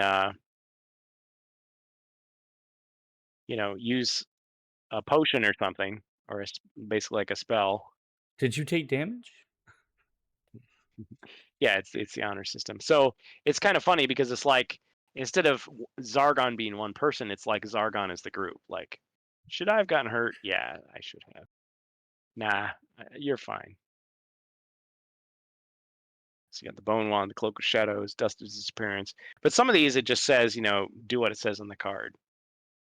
I mean, I guess you can see the image of the card there. So if you didn't have it, you'd be like, this magical staff enables the elf to reflect any monster spell back at the spellcaster. Oh, okay, that's what it does. But I mean, if you're used to the type of game where you should be able to like fix a pit trap so it disappears, I mean, the pit trap's still there, but you could just say, oh yeah, I jumped it every time. You know, you just select it. It has ways around of, uh, like there's some walls that you can't pass through with pass through rock, but you could just go around the wall. You know what I mean? Like you go around it. So Right. like you know, you can move 12 squares at a time, but you could just keep on moving. So you could skip Zargon's turn. You just keep on going. and keep on going. So it's like I moved, I can move again, just keep on moving. So, and a monster appears, you could just kill the monster. Like, so I've played quests with you guys, and I want to like get to that spot in the app. So I'll just like basically just move everybody around. I'll teleport through walls. I'll kill the monsters until we get to the point where we were, like where our progress was saved, basically, and just go, oh, okay, from here, this is what we could do. So the another weakness of the app though is that there's no remix button. So the quests are always the same. I mean, yeah, occasionally monsters might attack you a different way, but it's always going to be the same. So if you want the variety, you got to have a human Zargon. You got to remix the quest yourself. Still, I mean, I think I heard at one time there's only 2 people that worked on this. So the fact that they've been able to do this much is like miraculous. And I think they did this in Unity, I think. So not bad, not a bad effort.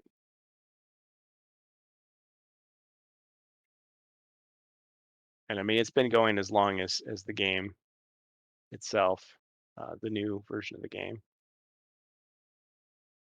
So here's where Definitely we are. something you'd want to check out as far as like, even if you don't have the game, I would still recommend wanting to check something out. Or just have the companion app if you're hosting, or if you don't want to play against, Zargon, or if you don't want to be Zargon, I guess. So I like it. They did. You probably can't hear it, but they're doing the same thing that I did. So I have, instead of just playing Karl Casey like I usually do while we're playing, and then having the fight music, they're playing the birds chirping, crickets, rain, like the rainforest sounds as you're playing the jungles. So that's pretty cool. Background. Don't walk into the web. Oh no. Oh, now there's spawnlings. Okay, let's see how it handles the spawnlings. They're going to attach themselves to his body and kill him. Oh no. Ah.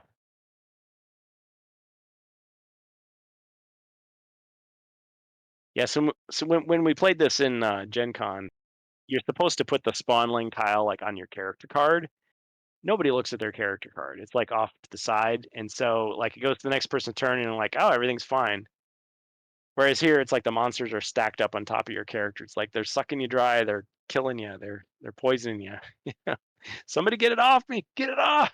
Get it off. Because all you got to do is, just say, okay, run up, attack him, kill the monster, get it off him. Because otherwise every turn it's draining another body point away. Another one that Wonder when runs that on one. older versions of Windows, not sure if it's still around, also allows you to create custom quests. Ooh. He might be talking about Vassal. There's a program called Vassal that has a HeroQuest mod. I've never used it. It kind of looks like like you're in a chat room, but that's how you can play like basically a multi game of HeroQuest. Drink potion. Ah, okay. So you get rid of it.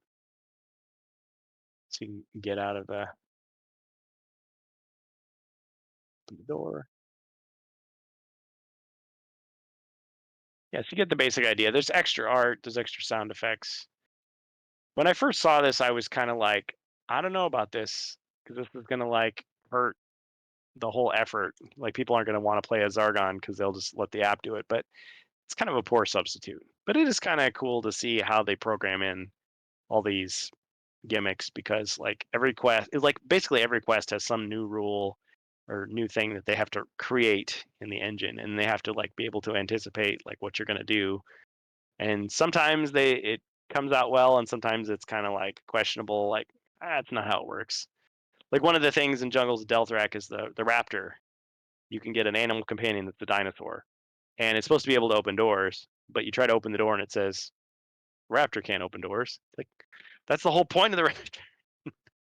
So, but anyway, I'm sure they were just like, pulling all-nighters getting it done. So yeah, it's like the guy called into work. No, just kidding, not that bad. Well, that's basically all I got. So we got other topics? Oh, yeah. Oh, Yeah, we do. good. Definitely. Okay. I'd fire it up on my laptop and see what it is. I found it on Ye Old Inn. Oh, okay. All right. Yeah, I Let me know go about ahead and Vassal, Isometric HeroQuest. There's HQuest Builder that's newer. HeroScribe is the old program we used to make quests, but I mean it doesn't let you play the game. You're a hero scribe. Yeah. Well, and then All in 1991, Gremlin did the PC version of HeroQuest. It's kind of a hit and miss, but I mean it's like a weird cross between like a cartoon and the board game, and I don't know, it's kind of weird. But I mean, if you didn't have anything else, it'd be fun to play. Okay, Like, so are we good? we're good. We good? Are you sure? Yep. Okay. I'm just making sure. It's about to get hot up in here.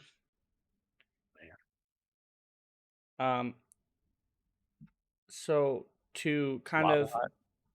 I don't know about lava hot, but as I know, we're kind of branching off to our different topic. I focused today's topic more on, like I said, I'm not doing as much Star Wars because I'm losing interest in that. But there will be a Star Wars topic today. Focusing more a lot on the video games industry because once again that has been the focus, a big focus the last, I don't know, half decade. And it's fluctuating, but I thought I'd bring up a couple things that happened in the last month. So moving on here, this is coming from Rock Paper Shotgun. As of looks like December 19th, and this is quoted by Edwin Evans Thurwell. Frostpunk creators cancel Project 8 to lay off staff amid concerns that narrative-driven story-rich games do not sell. Now, I'm not concerned about the title of the video games because, like, really, at the end of the day, if you're not aware of who the Frostpunk dev is, fine, or their upcoming project. I was very, very not aware of their next project. I know what Frostpunk is. It's the fact that this here is starting to become a trend, even though this has been proven wrong time and time again. A lot of big businesses are starting to realize that this is a risk, I guess, more of a risk than a guaranteed like hit for video games or even just games in general. And Narrative-driven, story-rich games don't sell. yeah, because right That's like now, saying like paperback books don't sell. What did well, they? no, Which not paperback books necessarily. did you Let make? me give some context to that. So, if All you're right. like I said, if we're not completely aware, like, because Clickbait. I've kind of covered a lot of the video game industry, throughout the RantCast. But a big thing is that ever since I don't know what 2016, ever since the big release of Overwatch, and even then, a lot of multiplayer only games have really tried to take focus. I mean, even before then, like 2012, a lot of big companies were trying to do multiplayer only games. Real Like even tournament. during the World of even Warcraft. well, okay, but like that was like more like test the waters. We still have single player games available. Yeah, Like we're you're right. talking That was the beginning. PS3, PS4 era. They were starting to make more multiplayer only. We don't want to work hard on making the AI, or we don't want to work on making story games because they're not selling anymore. People just like to go home, rage over getting killed a bunch of times in Battlefield or Call of Duty, because we're noticing that they're making the popular Call of Duty game and everybody just goes home and plays multiplayer. They don't play the single player no more. So, then we started getting battle royale games or games like Overwatch, where they were like team-based shooters, and they were multiplayer only. The And a lot of the Fortnite. newer, yeah, well, that's a battle royale, but yes, the newer generation started picking up on that, and then that's kind of where we're at now. We're getting a lot of like multiplayer competitive MLG type like shooters and or video games in general. And it's okay, but there are still like companies out there that know that there is a genre out there that people enjoy, which is either single player only or single player / multiplayer video games.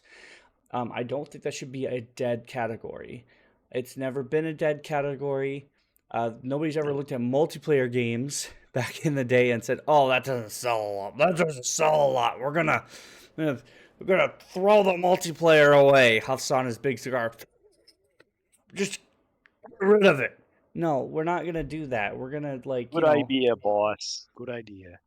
Yeah, and that's what I'm saying here is I'll kind of quote a little bit of this article here, because it really does show kind of like a corporate risk sort of deal here. But Frostbite developers 11-bit studios have canceled a new console-oriented game in response to both shifting market trends, in particular declining player enthusiasm for narrative-driven, story-rich games, and specific problems during development. As a consequence, a number of 11-bit staff are going to lose their jobs. At least half of the effective development team are being offered the chance to move to other projects, including a few unannounced ones. So an investor released this week canceled their upcoming game, Project 8, and 37 team members as of September 2024. For context, 11-bit has over 150 staff. According to a recruitment site linked here, they began development in 2018, with total development costs about 48.4 million zlotys. Oh, okay, so this is the currency. So, we're gonna get a bunch of like bullshit quoting here. You feel free to read the article if you wish. We can link that in the description or in the chat if you're really wanting to read the whole thing. But the big point here is, they also noted other problems, and I feel like this is an investment risk problem. So right now they're not what sells. They are still a genre, just like the RPG is a genre, which is a narrative, story-rich game. You can make good, decent RPGs. But if they're not Final Fantasy or whatever the hell, a lot of big companies are interested in them right now.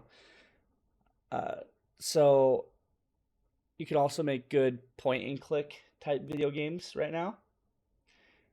We are also making really good MMO, or not MMOs, but what do they call them? The 4X type games. Those are good, and they don't have to be they don't have to delve into something really, really huge.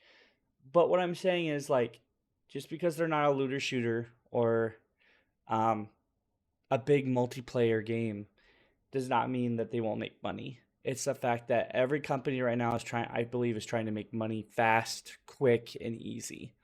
And the multiplayer loot box or the multiplayer battle royale, the multiplayer tournament type game is what is kind of raising the bar at the moment. Great. Are we going to start telling people around the world or in their jobs when they want to make video games or they want to do something creative? I'm sorry, your creative vision sucks. Or I'm sorry, the whole reason you got into video games was to make a story. That doesn't work anymore in today's standards. I don't believe anybody was told they couldn't write a book about what they enjoyed or what they had an idea for because it doesn't make enough money. So, and maybe one person who just had a really shitty idea, but the big thing that I'm trying to get off is a lot of people had a project here. It was working, and they were told it's not going to sell. So, is it because everybody is back to work and not sitting around all day? I don't know. I really think it's just the trend right now. It's been a big thing. Enough money. Yeah, making money is not enough money. So, and I really think that's kind of the I really think that's kind of the big thing nowadays, especially with my generation kind of taking over the corporate environment. Is the fact that It's not just about making a profit, it's about making a profit and then some. Or the fact that we follow too much of our investors. And this is just in this genre, right? With video games or retail or big companies that have to rely on big investors. The investors are what give you money to fund your projects. Without them, you can't do anything. Yep. It makes sense, but it's what sucks. And like, I really think that our personally, I think that strategy needs to change really hard, because there are great people out there with great ideas, and we wouldn't have some of the really great video games that we've had today that have fueled other video games that were great if some big corporate asshole looked at him and said, "I'm sorry, that's not what sells today. You can't do that." So, or just shut him down. So Frostpunk is a great like strategy. It's like not a turn-based strategy, but it's a great strategy game. It was awarded for that, and it's literally what made that developer what it is. You should check them out. They're on Steam. These guys aren't huge, I don't think, because I don't know what else they've been known for. 11-bit, but they might have made other things. I can check that out actually, but they're really known for this game, Frostpunk and Frostpunk 2, I think. But the big thing is that's a strategy game with a narrative story in it. You're known for that. But we're not going to do any more of those. Hey, so StrangeBus, not to derail what you're talking about, but I just saw something. What? I don't know if you're going to be getting to that, but BattleFront 3, the full version is out. The full version, or is it the Wii version? Because that's another topic I was going to get to. You just reminded me of something that I was going to talk to you on our last one. Hold on. Sorry. You need to send me that link in Discord, brother. Not in the. That's a YouTube video. Do you have a link to the game? Do you have it available? Yeah. Let me get it. Allegedly. Hold on. Breaking news, folks. Breaking news. 3 weeks ago, but who's counting? Yeah, it was over the break. For everyone to play. There's no link here. Yeah, I just threw it in your. Clone Trooper 163. So he finished his modding then. I have his. That's the one that I was playing earlier. But his was it was undone. So does he actually have a full version now? So is this like the Duke Nukem Forever, where they just went in and fixed it so that you could play it? Kind of, yeah. Where is the link though? That's his YouTube video, or that's his YouTube. Oh, this is where they lead you on a wild goose chase. It is, and that's what I'm saying is like this is kind of the thing that like this guy I like him and I don't like him, because he has been leading this whole community on the hugest fucking like wild goose chase about this game for like the longest time, but he's also been adding and rebuilding this game himself. So I don't know. Like he doesn't have a Yeah. That's the end. No, stop.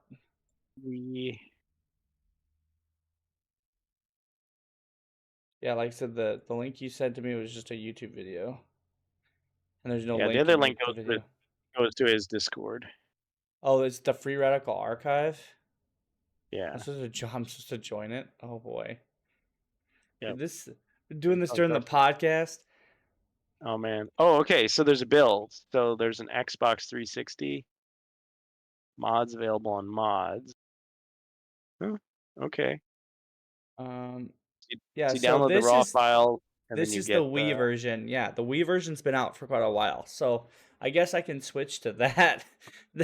He's got the Xbox 360 one on here though too. Yeah, but that's not the full version, is it? No, I don't know. Hold on. R201. Oh, see, now you guys are gonna make me do. Okay, so give us a moment because that's big news. If it's done, you're gonna be seeing just what I'm caught me off doing here. guard. So, give me a second, guys. Don't show them your tabs. Oh, I don't care. You look my tabs, my porn tabs. You guys can look at my porn tabs. It's fine. You're about to see all my illegal things I got going on. Oh, don't look at that. Those are my emulators. That's illegal now. He's never killed anyone. I've never killed anyone. Nintendo's suing people for wanting to play their classic games, so I can't do that no more. Yeah. I will never buy another Nintendo console as long as I live for that. That's horrible. I'm gonna be that lonely guy who never buys anything anymore because the corporations are just too fucking crooked. Well, you could say I'll buy the old cartridge because that was made by a different Nintendo. I mean, they were still jerks back then, but I don't think you could see it, but it's right here. So Battlefront 3 build. I have his build here, and then this is the alpha, the original alpha. So what he's fronting right here is the March 2008. It's the build R70217, which is what I have. So that's the latest build. He's rebuilding it, but we probably won't see it fully built for like years to come. Years. Although, thank you for reminding me because I've been trying to download the Wii version for like ever. So yeah, breaking news on the Star Wars front, which I said I'd never talk about. There is a Battlefront 3 build for Wii. Star Wars is back. That was good Star Wars. That was never released, by the way. And just to let people know, there are 2 other versions of Battlefront 3 that are out in the middle of nowhere. That weren't made by Free Radical, by the way. LucasArts passed this from Free Radical to, I believe, was it Crystal Dynamics? I can't remember. It was another company they passed it to back in like 2009 or something. 2010, right before they fucking just put the shotgun to all their projects. No, it was they had to make a new one. They weren't given the assets, so they were in the middle of making their own version. But like literally, the only thing that people know is the concept stuff. Yeah, so okay. This Wii 9077690. Sorry, I don't know which one. But what was it that you showed me? The slice, where you could like fly out into space, all that stuff. What version was that? That's the Wii version, bro. Or no, that's the 360 version. I have not played the Wii version, and the Wii version is supposed to be fully complete. But if you've played Renegade Squadron, or was it Renegade Squadron or Elite? It's Elite Squadron. It's pretty much the same story as Elite Squadron. But this is supposed to be like something that tested the Wii's hardware. Like it's still supposed to, I think, have seamless like fighting, like both above and below ground. It just looks a little bit more like canned corn. Like visually, because the Wii was not too great. It was like 2 GameCubes slapped together. So with duct tape and good intentions. Yeah, so I'm downloading, I believe, the latest and a really build. cool motion controller. I don't know if I'll be able to stream that tonight. I might be that excited. I keep forgetting about this. I forgot about it too until I saw the clickbait. What is Wii self-defense? What the fuck? I might need something new because I have Dolphin, but I don't know if it's gonna let me play with Dolphin. Like, because Dolphin actually takes actual Wii controls. I don't understand what that is. So you don't have a Wii controller to plug into your PC? I do. I have one hanging. I think you can see it. It's right there. Wii and a nunchuck. It's that black thing hanging from my porch door. But like, he's got a black thing hanging from his porch door. Everyone. Yep, that's right. I do. But yeah, so it's a. But the sensor bar, I don't know what the sensor bar is, and it was not working very well when I tried to use the sensor bar. You can use 2 candles. I do have candles. Make sure they're tall candles. I have one right there. I used key lights and they like burned out. I was like, had to light new ones. But they're like the big bowl candles, and like I don't know if I want to do Yeah, that. so between the two flames. Yeah, it's weird. It's like, am I doing some arcane ritual from times past? What is this? It's like, oh no, it just needs the light to sense. But I mean, we could show it. But since, like I said, we're moving more to a Spotify type service, it might be better for me to just describe it. I saw a little bit of it, and it looks good. It looks good. It's very well polished. I don't know why it took so long. Maybe it's just because now there's less of a microscope about it. I don't know, but like I guess now that we're on the Star Wars train, I'll move to Star Wars topics. But like at the end of the day, I think Disney's losing control, and like they were losing control of Star Wars, but like it's heavy now. It's starting to weigh Can't heavy on imagine them. why. But back when they bought it, the Disneyland had some Star Wars attractions in there. People were all about it. The lines were big. Galaxy's Edge. Yeah. Now they're still before then they had like the training academy and stuff like that before Galaxy's Edge was being built. Oh, that's I mean, it true. was in the Star middle. Tour.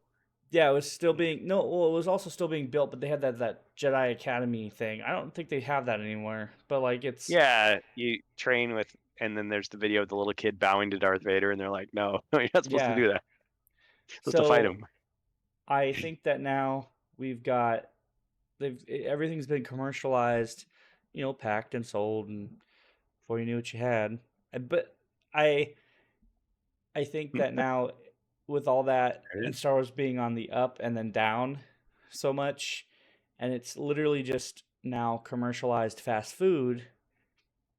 There's nothing unique or creative about it. And Skeleton Crew, while this is downloading, and we talk about Battlefront here in a little bit. I'm gonna get your Star Wars slop. Yep. Get your Star Wars slop.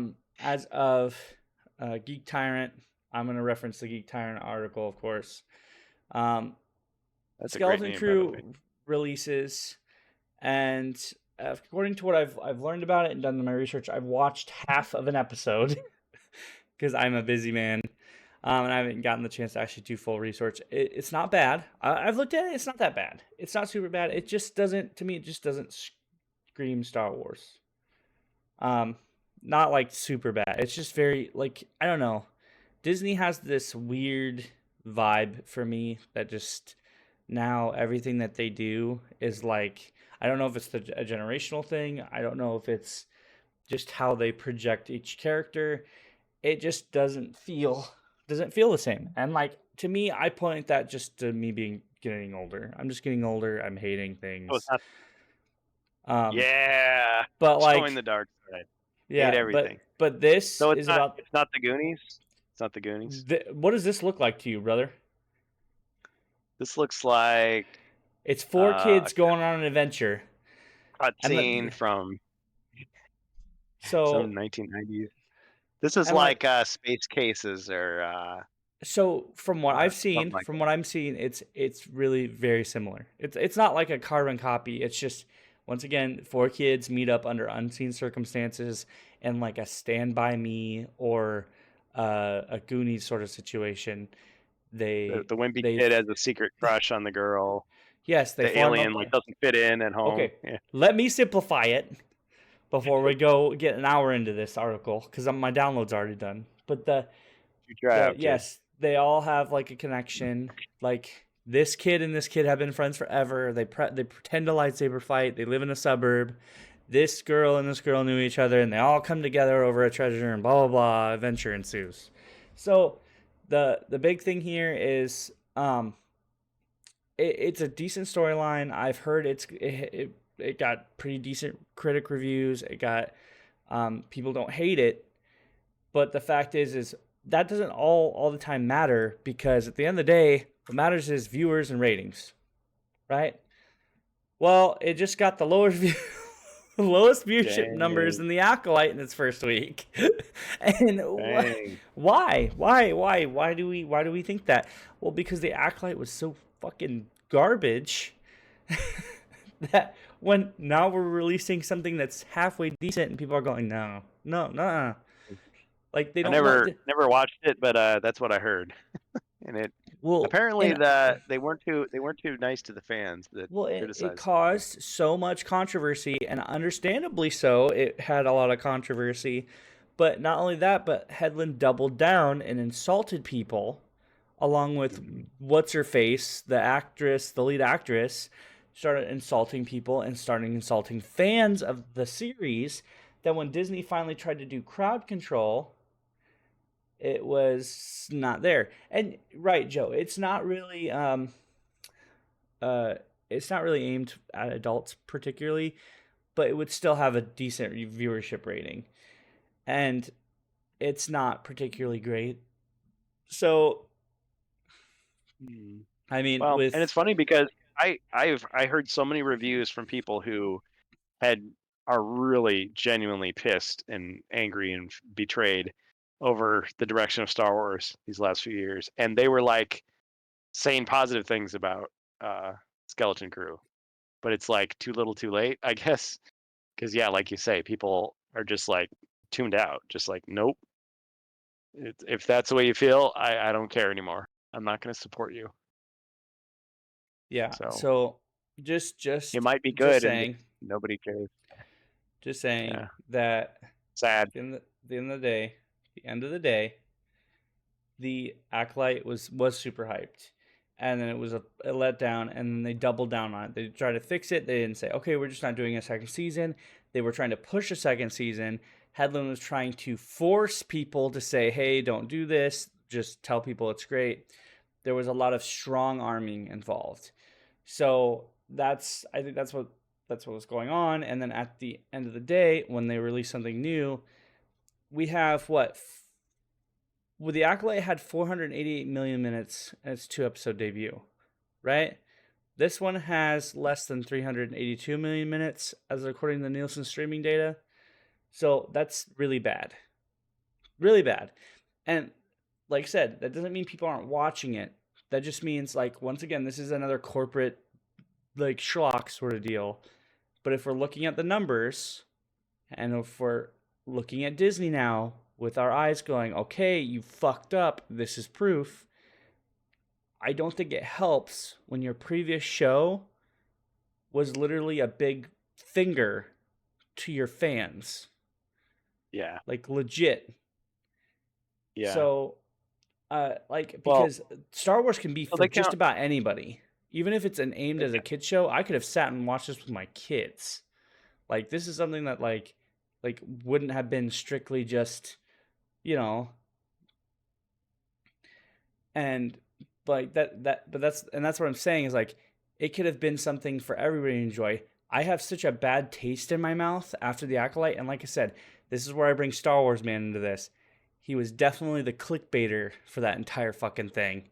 So if you know who StarWars Man is, then you understand, because he made great points, but he also clickbaited the shit out of that entire fucking thing. Didn't they called him out directly, didn't they? No, I don't know. I can't remember. It was drama. My point was, it was drama, and he took advantage of it YouTube style. But the big thing is the fact that, like, every point he made was pretty much true. He just restated it a lot over and over and over again. So, and it got to the point to where I was restating it a lot over and over and over again. So now I look at my Star Wars stuff, and people are like, "Oh, you're a big Star Wars fan, huh?" And literally, the last time I've told somebody that, I went, not much anymore. Like, I just said, like, and you wouldn't tell because I've got all that shit on my wall. But, like, yeah, yes, Joe, that's who I mean. Sorry, Star Wars Man. I'm sorry, Star Wars Man. He is a really cool guy. When, like, there's been interviews with him. It was somebody I would eventually love to have an interview with, maybe one day in my future, but I don't think it's ever happening. Because I've known a couple people get into his head, like, on a legit level, only a couple times, right? Beyond his weird podcasts and stuff. I say weird because, like, he does put on a mild front for his audience. He plays the YouTube game, but beyond that, he is a legit fan of Star Wars. Like, but that, when he said he was quitting YouTube, then I never did. but then you get shit Oh, like man. that. You get like the weird That's the fucking classic. drama. Yeah. I'm never coming So, back. Okay, I'll but stay. when you Like, make oh, YouTube but that's what I'm saying. When you make YouTube a business, right? And this is why I said I'm never doing that. I'm never making YouTube a business. If too this hard gets to big leave. enough, it's a I'll never take profit from it. Never. Same with my streaming stuff. It'll like maybe if it like gets small money on the side, maybe, but like I'm not gonna quit my job and make this something I Oh, like you're because full it's time. no, Well, like you can because do it this as is a that. hobby and just reinvest like a nonprofit. Like all But the money yes, goes but back once into. again, that's another reason this guy recycles shit is because he has his own fucking theater where he plays those movies all the time. And Nice. like I said, you don't have the fucking gall to tell me you're quitting YouTube. But like once again, I've like I said, I've seen a couple interviews, right? Like back in his earlier days where he also did meetups and stuff when it wasn't always just in front of the camera. And I don't think he's a bad guy. There are a lot of Star Wars people out there who are legit assholes. So, but I haven't seen him post an I quit video. He just posts a lot of clickbait, man. It's just a lot of clickbait. I don't even watch half of his stuff. I just have him subbed because, like I said, he's a good supporter for like the outside community when it comes to actual stuff. But this isn't Yeah. about Star Wars, man. And that's what I'm saying. Is like I think the big thing, Joe, is the fact that it's more for he more plays the game. And like I don't traditionally respect people who play the game, right? That's a young man's thing. It's a really young man's thing. The yeah, well, like I said, I feel like that's a young man's thing, right? You invest a lot of your life in there, and then they like fucking shit on you, and then you have your tantrum, and then you have your fans who sit there and Yeah. pity you and stuff like that. Like I said, I feel Yeah. like I don't ever understand that because like to me, that's just a way to change. You just change, adapt, get better. And like I said, there are videos Yeah. where he says that shit too. And like I said, there are millions of YouTubers out there that do the same fucking shit. And it's annoying as fuck. But like I said, the big thing is I stayed in the know for a long time based off a lot of his stuff. And he really is a child with millions of dollars. So, like, but at the end of the day, I still mean what I say. It would be nice to have him on for an interview, but I don't think I'll ever have it. So, I think he has legit been a guy who was like he he's a kind guy. But Star Wars Theory, give us a call. yeah, never. But Well, maybe. I feel like I've only watched a little bit of his content too, and mostly because you're talking about him, so I look it up. But at one time, I would have looked at somebody who does something like Star Wars Theory and go, I don't care about that. Some super fan who's going over every little detail. I used to be that guy back before YouTube, but now I'm just kind of like checked out. I don't care that much. So He I does his liked own thing. his But I liked his but let me fan just say this. fictions. But let me just say this: when he started getting ripped on by members of Lucasfilm, like Pablo Hidalgo and stuff, I kind of felt some sympathy for him, and I kind of didn't like Mark Hamill like say no to him, and like it's just stuff like that. I'm more willing to give him sympathy than like some corporate person at Disney. Yeah, like I don't feel it's like sacred anymore. Like you can just and the thing is, you can disagree with Star Wars Man, but it doesn't mean that he isn't making good points like that other people have made too. So or there's making good that. money, and Well, that's that to me that's the thing. yeah. It's not just about the money, but like to me, he could say to everybody that this is his passion, this is his thing, but at the end of the day, he has made mistakes. He has fucked up, just like just about any popular YouTuber has, right? Yeah. But there was a point in time where he probably was Don't worship, passionate about his thing, don't and now worship celebrities, whether they're so actors or producers or YouTubers. Don't worship us. yeah. So, but they are people. They are people just like you and me. They're gonna fucking that's another thing is like like I said, I don't take anything to heart. A lot of these people, like I said, he did decent podcasts at one point in time, like Sam Witwer. He had really good fan fictions. He had really good um, he had really good what was it? He did a podcast. He's doing one now, but like I said, right now it's just kind of like he's just audience baiting. So, and that's fine. Once again, that's fine. He's doing his second episode for Vader, which it's like 8 years in the making. But like, once again, YouTube has now become a business. It's no longer a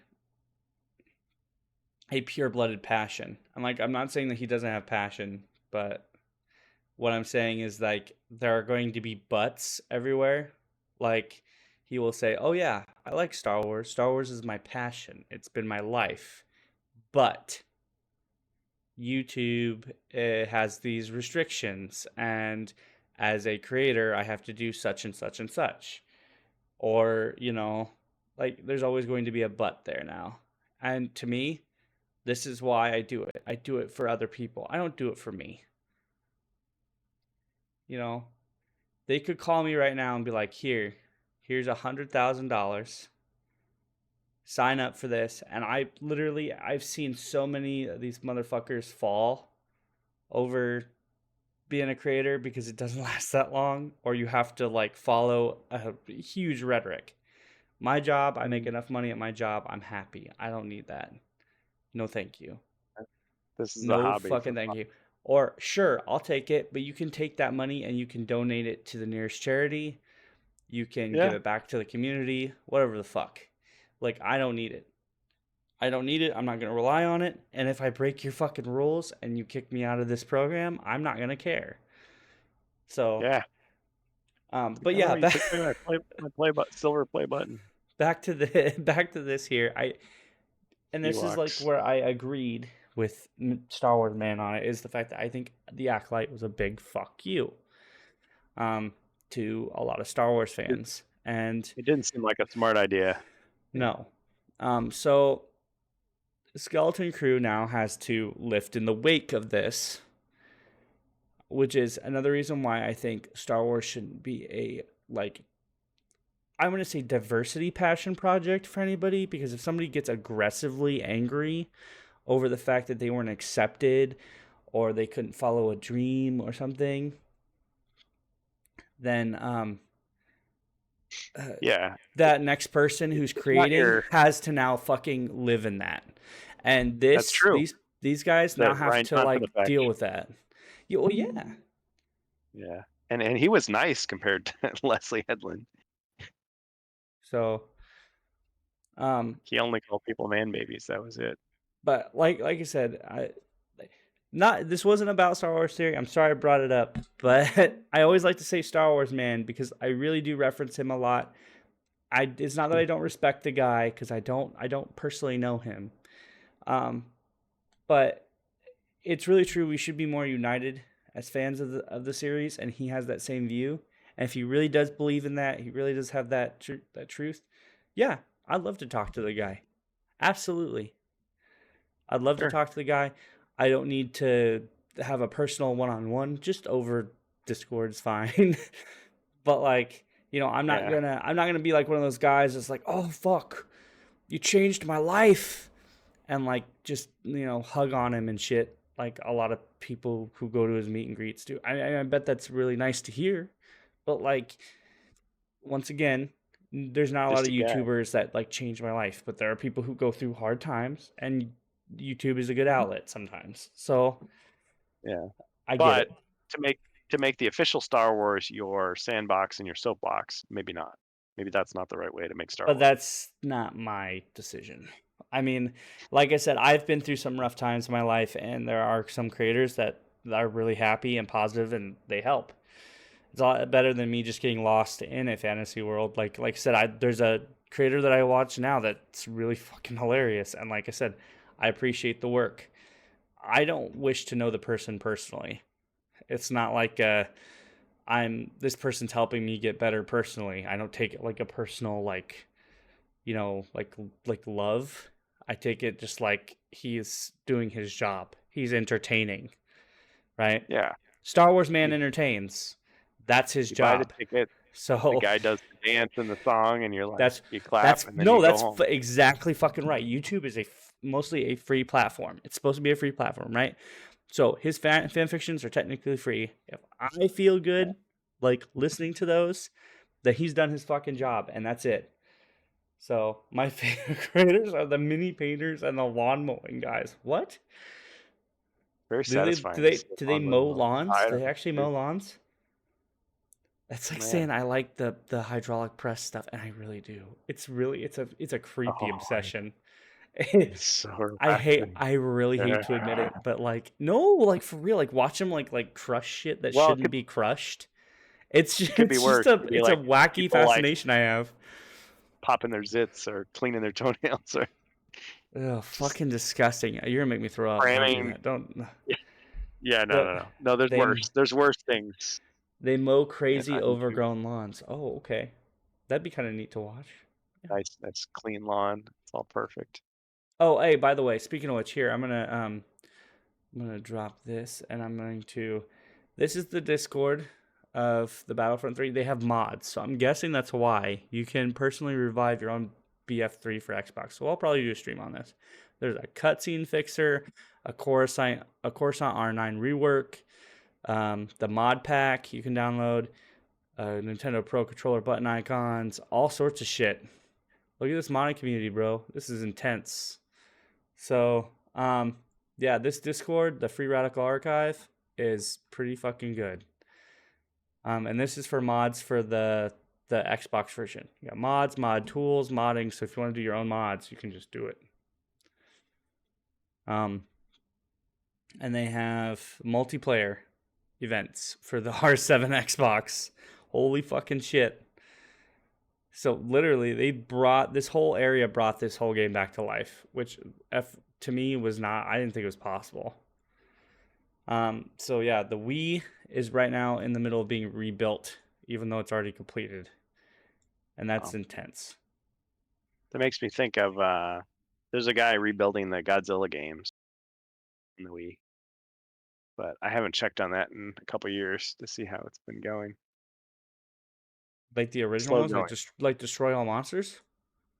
Let's see. Well, no, it's Save the Earth, I think. But I think he's doing Destroy All Monsters as well. Damn, bro. Like going in like high res textures and higher poly models and all this stuff. And well, the big problem with like the Wii version of Save the Earth was the controls. Like they used the motion controls for the monsters and it screwed everything up. A lot of people criticized it, so he's like trying to hack it basically so that you can just use like a GameCube controller. It's like the first game, make it a little more accessible. I'm like, hey, I'd be all for that. But it's a lot to translate the. For an old lady raised Translate. $550K in less than 24 hours. What the fuck?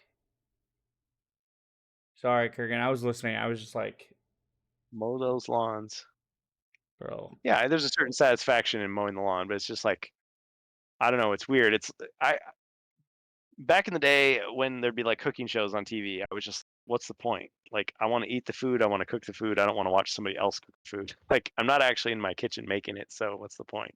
Bro, But why? I guess the world doesn't agree with me, so that's why Yeah, you've got I video don't of agree people with you. mowing Why lawns. wouldn't you want to do that?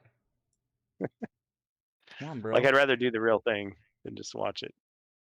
I guess, It yeah, just it gives makes you me hungry. ideas, or yeah, it makes you hungry. Yeah, Excuse me. it's a vicarious experience. So this is almost done transferring. If I start Dolphin, do you guys want to see if it works? Yeah. You might have to edit this part out for the podcast. Just letting you know. Okay. It's a GCM file, so I don't know if it's going to work. and that's why I'm testing it now. Yeah.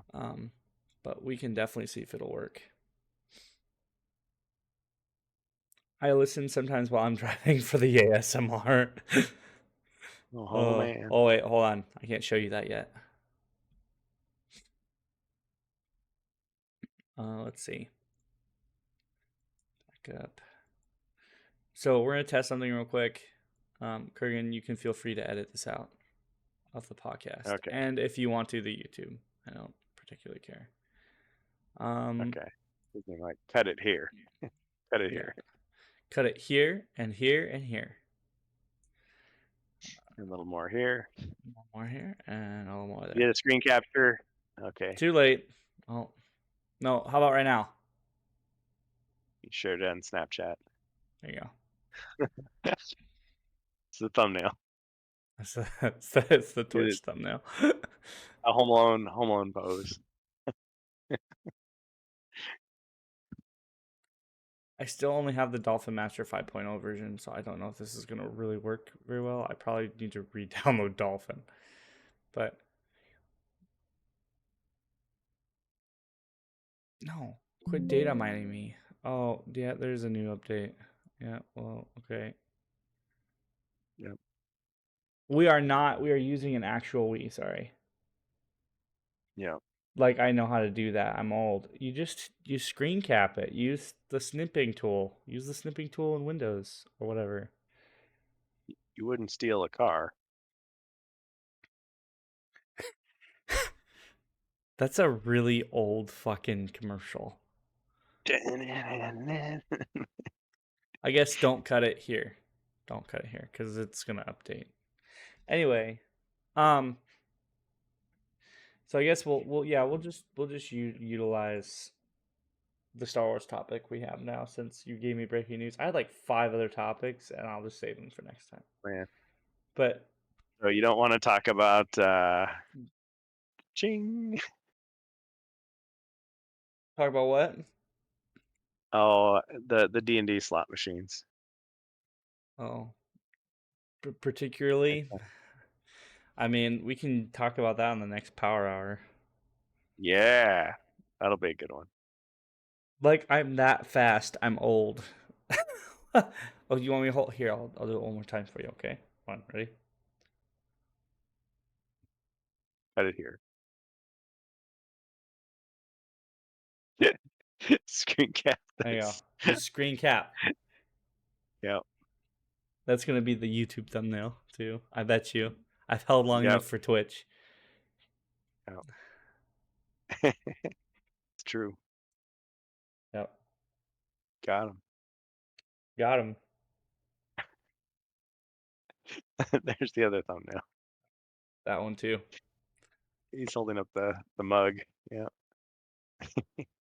Stereotypical pose of the video. To summarize, I think Star Wars has been in a bad way for a long time. I think that it's getting into a worse way. And now it's starting to show signs of lowering revenue. And I think Joe said something about Marvel. Was it Joe or Ribby? Somebody said something about Marvel. Marvel's doing the same thing, but I think Marvel still kind of has a little bit of a run. It's just you get Marvel fatigue. Marvel fatigue's a big thing. The Star Wars, I don't really particularly get fatigue. I mean, you're starting to get it now. It's just more the fact that, like, unlike a lot of the cheesy Marvel movies that are coming out as of late, those are watchable to me. They're not particularly great, but they're like popcorn, like random popcorn garbage movies that you can watch with the family. The Star Wars movies are like, the movies are good except for the sequels, and the shows now are starting to become trash. Like, they're hard to watch. Like, the only thing good about Ahsoka was the villain. Was it Balin something? Balin Skull? Okay. And literally, the guy is dead.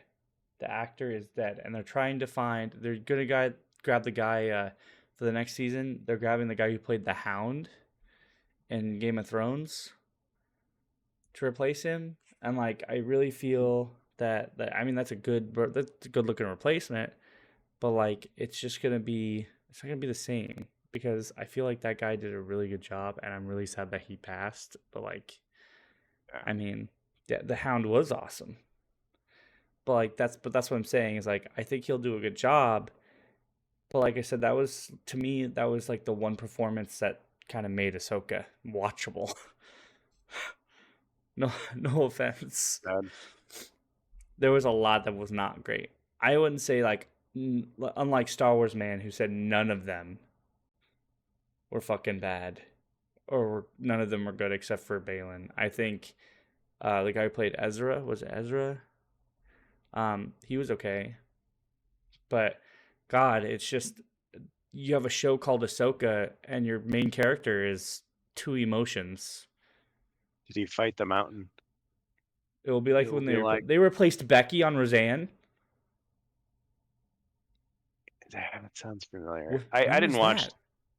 all of the show. I remember the show, but I know they replaced Roseanne with nobody, but Wow. like, was that afterwards? Because I stopped watching it when they called it the Carters or something. oh, in When the did they originals. replace Becky?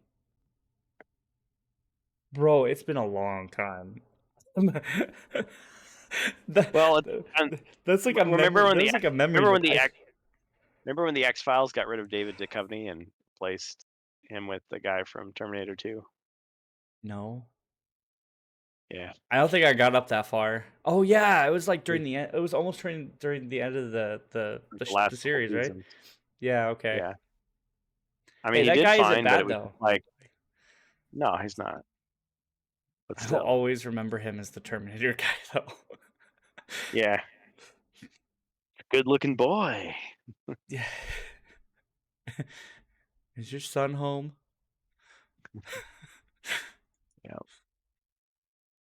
Yeah, it was because he was just such a like scrimpy, like unassuming guy, and then it's like, oh, he's a super like killer. He's like stronger than Arnie. Becky Yeah. got replaced by Sarah Chalk, the blonde doctor from Scrubs. Huh. Oh, I've got to look this up now. I'm like totally fucking Oh, like dang. You're right. yeah. Huh. Unauthorized device has been detected. What? Oh man. I got an error 1. You got hack sword. It just says unauthorized device has been detected. I don't know what this means. What does this mean? How do I we Battlefront 3? Because my brain is becoming Battlefront 3. cloth fix. You're asking me? Hee. Yeah, I don't know. Oh, so Um, I stumbled upon one of those lists of actors that were replaced on their own shows. So Henry Cavill on The Witcher. Oh shit, yeah. Well, okay, so I guess Cavill was supposed to like he left because of like creative differences. Yeah, he was like, So this is not the lore. I never watched the show, but I'd heard that and I was like, oh, he's a huge nerd. he is a But huge yeah. nerd. Yeah, a lot of Yeah. these shows I've never watched, but yeah. Lacey Goranson for Sarah Chalk. Becky Connor on Roseanne. Yeah, Huh. this is gonna take some time because this is a GCM file, and I don't think this is going to work. I have to like look for like how to get this to unpack. Or you require a modified Dolphin version to launch the game. What the fuck? Why? Why do I need a modified version of Dolphin to run the game? That's so shady. They keep replacing the Doctor in Doctor Who. I don't know if I need to answer that question. I'll correct you there, Bohemius. They keep replacing the Doctor with worse doctors in Doctor Who. I'm just gonna say it. I'm just saying it right now. Tom Baker Just- was Just saying it the man. right now. Right now. Look, to me, it ended with what's his face.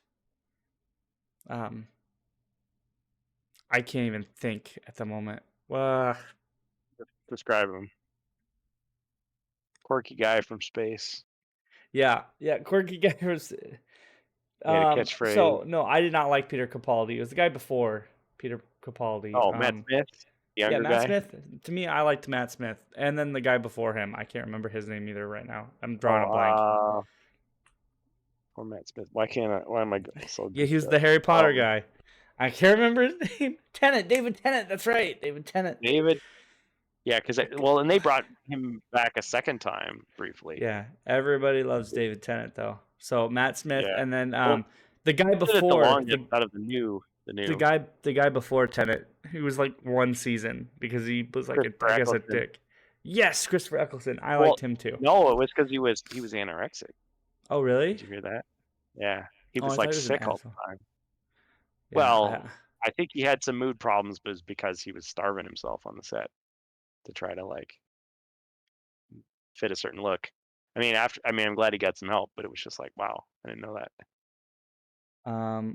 With this dolphin found out version, you will later. not get visual problems while playing. To start the game, you must put this any. This sounds like a virus. I feel like I'm gonna get a virus on stream. You must put this any file in the dolphin folder. Oh, is this one of those things where you gotta like tell your virus scanner that this is not a Trojan horse? Well, it's gonna destroy Windows blocked it, and it's using Dang something called a Rabaz ini, which is, I don't know. This sounds really fucking shady, but I'm gonna do it anyway because I can roll back if I need to. Yes, but I liked Eccleston. Eccleston was nice. Yeah, Fine, that's what got Eccleston. me into the new show. I was like, yes, back. Dolphin folder name. What folder name? Dolphin folder. Oh, system settings. Okay. Sorry, I'm trying to see if I can get this working so I can show people what's going on. I was actually kind of excited for this, but I don't know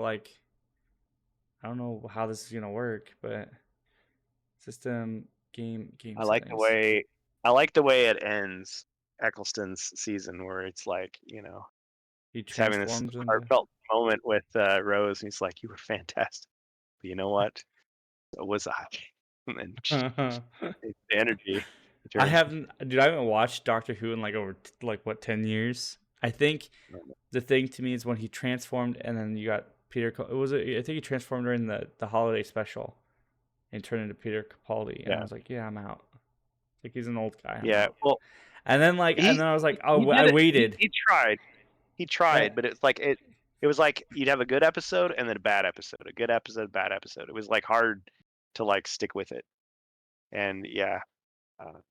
Well, and it's not just us saying this. I mean, the viewership like plummeted. Like each season was worse than the last. And it was just cruising on films, and then they were like, "Oh, people just won't accept a female doctor." Well, it's because I don't know, the writing just was bad. It's like they didn't care about the lore anymore. They kept just trying to shock people with new storylines. Fucking lore. That were Give me the weird. lore. Give it to me raw. Yeah, it was just, I don't know. And then I guess there was some drama with the fans again. It's like, we're not making it for the fans, or making it for other people. It's like, that's never a good thing to say. Like HeroQuest, okay? Wait, HeroQuest I got it. said, look, we're making it for new people, but we're making it for the old fans too. Oh, So, this has been a good RantCast. It's been a good RantCast. Yeah. And we got some special bonus BattleFront 3 footage. I'm always down to play that game. Always down. oh man. But yeah. Well, ladies and gentlemen, you're welcome. Yeah, you're welcome. You're definitely welcome. Don't